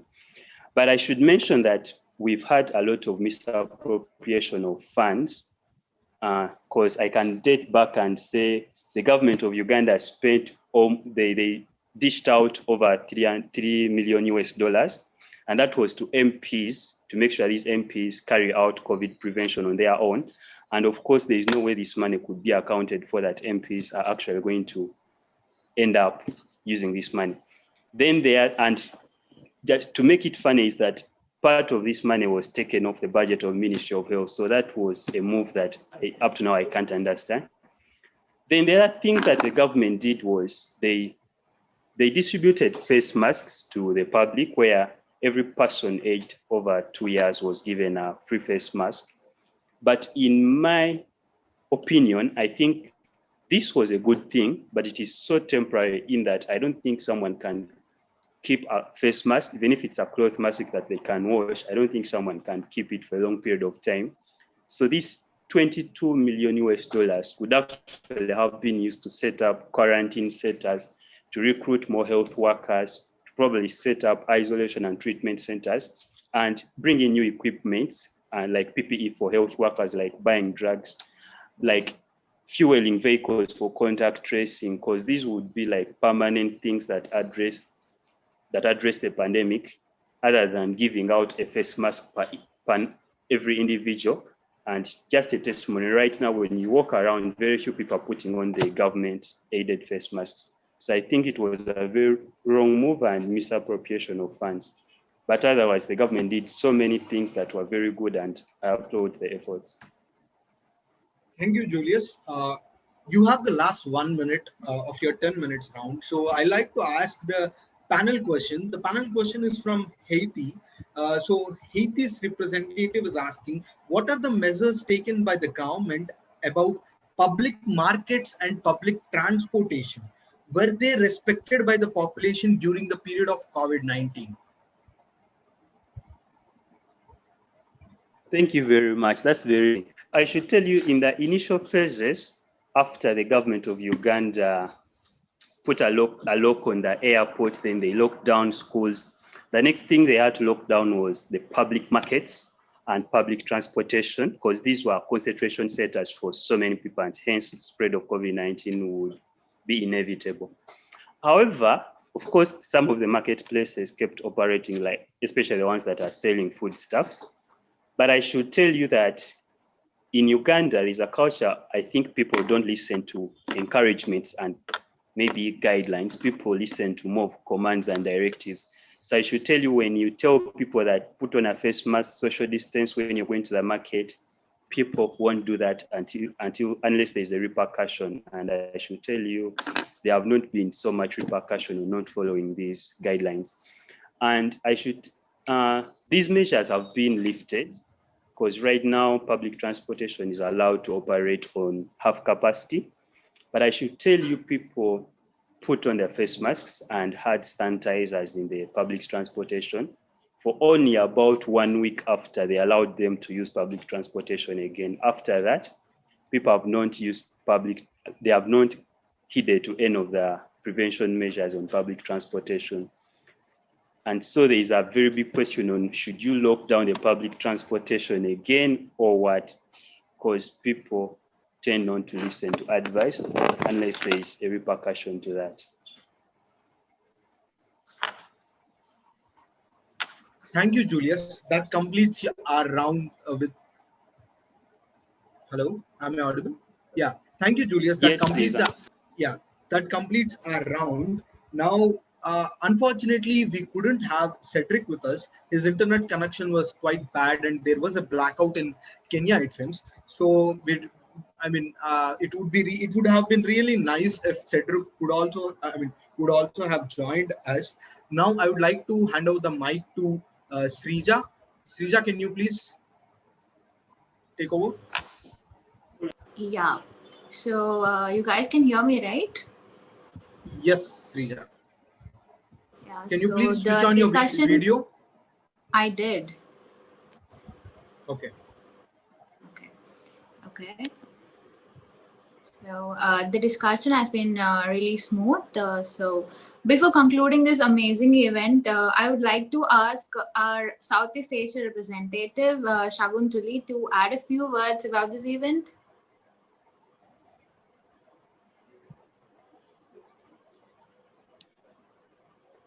Shagun?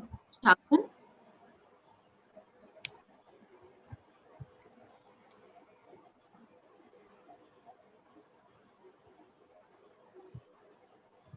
Shagun?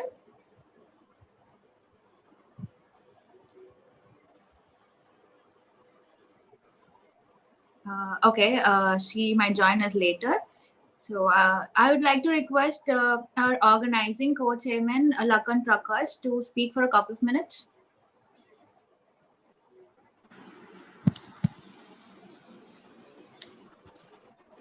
Hello. Okay, am I audible? Yes, you are audible. Yeah. So, okay.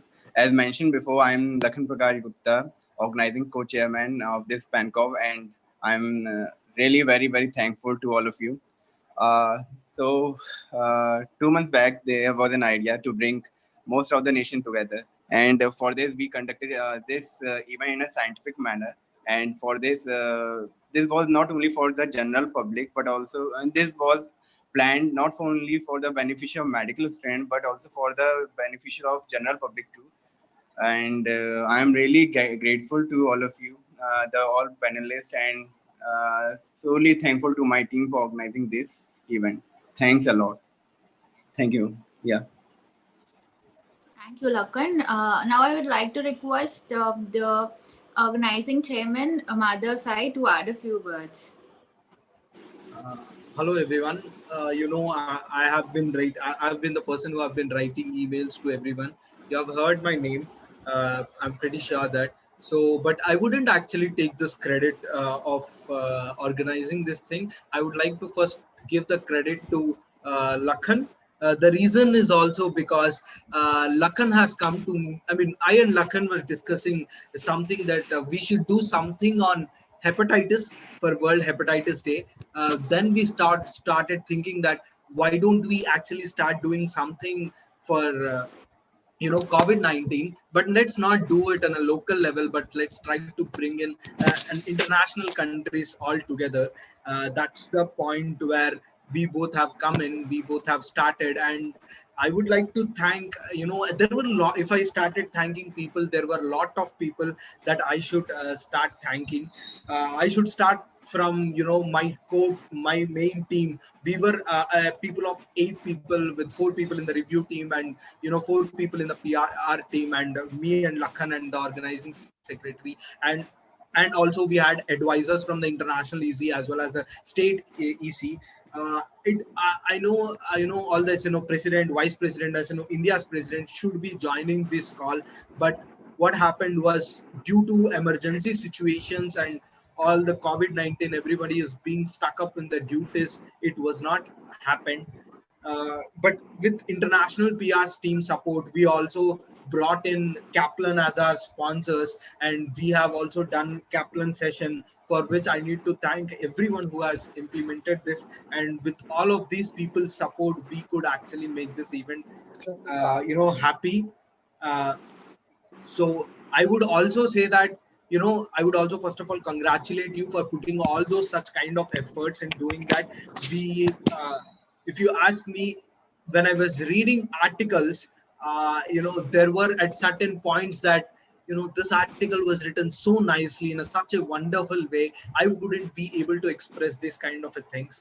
And when we were screening them, it was such, the process was entire process of knowing close to 14 to 15 countries, was such an enjoyable process. I would say there were a lot of hurdles even before 30 minutes before the event. We got to know that the judge would not be able to join us in the panel, but somehow we pulled off this event. We tried as best as possible, to be transparent. There was the irony, as soon as the phase 1 was completed, I wanted this phase 2 be in the form of a physical event. Then I started cursing COVID-19, why the COVID-19 has come. When the COVID, but actually if I go retrospectively, if the COVID-19 wouldn't have been there, we all people wouldn't have been gathered in such an event. So I do not have any other words to express this. Just saying thanks would be a very small word. But yeah, I know I keep on, I could take 100 number of names right now for making this event possible, but I'm going to stop now, or else I'm going to talk a little bit more. So over to you, Srija. Thank you, Srija, for this opportunity.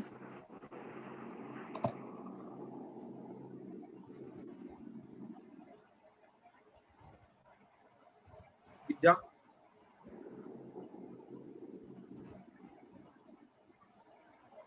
Okay.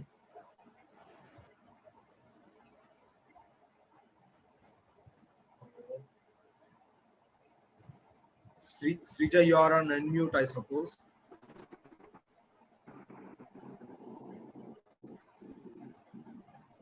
Okay. Okay, I'm really sorry. So, on behalf of SNO India and Crux, I extend my most sincere thanks to the Almighty God for making today's event a resounding success. With His blessings and grace, we are able to make this event what it is. Also, hope that we will triumph over COVID-19 in the nearest future. My gratitude to all the panelists for gracing this occasion and sharing their opinions today. So, ladies and gentlemen, an event like this cannot happen overnight. The wheel started rolling over a month ago. It requires planning and a bird's eye for details. We have been fortunate enough to be backed by the organizing team of very motivated and dedicated colleagues of who know their jobs and are result oriented. The team was led by Madhav Sai as an organizing chairperson, co-chairperson as the Lakan Prakash, and organizing secretary was Rajneesh. PR team of Gurnur Kau, Prashant, and Prakash Singh, led by Amolpreet. A review team of Simachalam, Aditi, and Leona was led by me. I like to express my sincere thanks to our beloved audience for making this event a grand success. And thank you one and all. Yeah. So guys, any country's representative would want to talk. How was their experience with regards to the event? I know there have been some technical glitches. I'm very sure that everyone would be understanding enough to understand that in this tough times, these technical glitches are would be happening. It would be very nice if we could hear some thoughts from you guys. Any volunteers?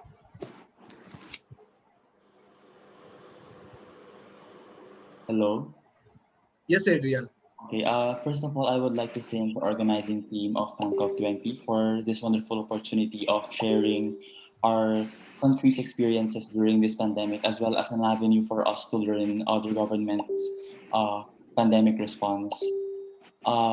It was a good. It was a really good learning experience for all of us, even though it is held virtually due to current logistical constraints.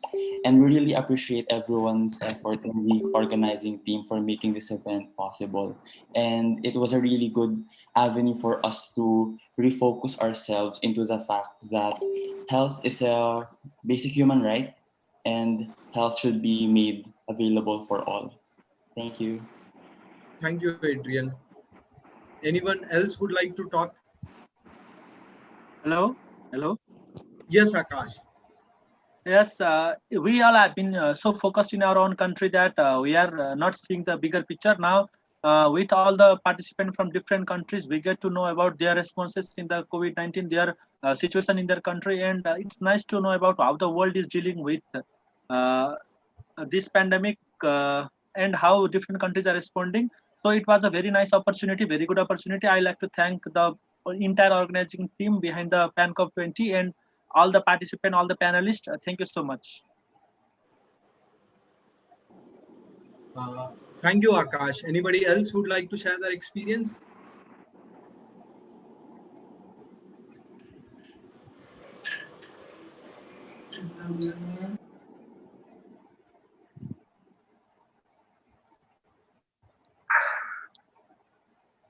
Okay.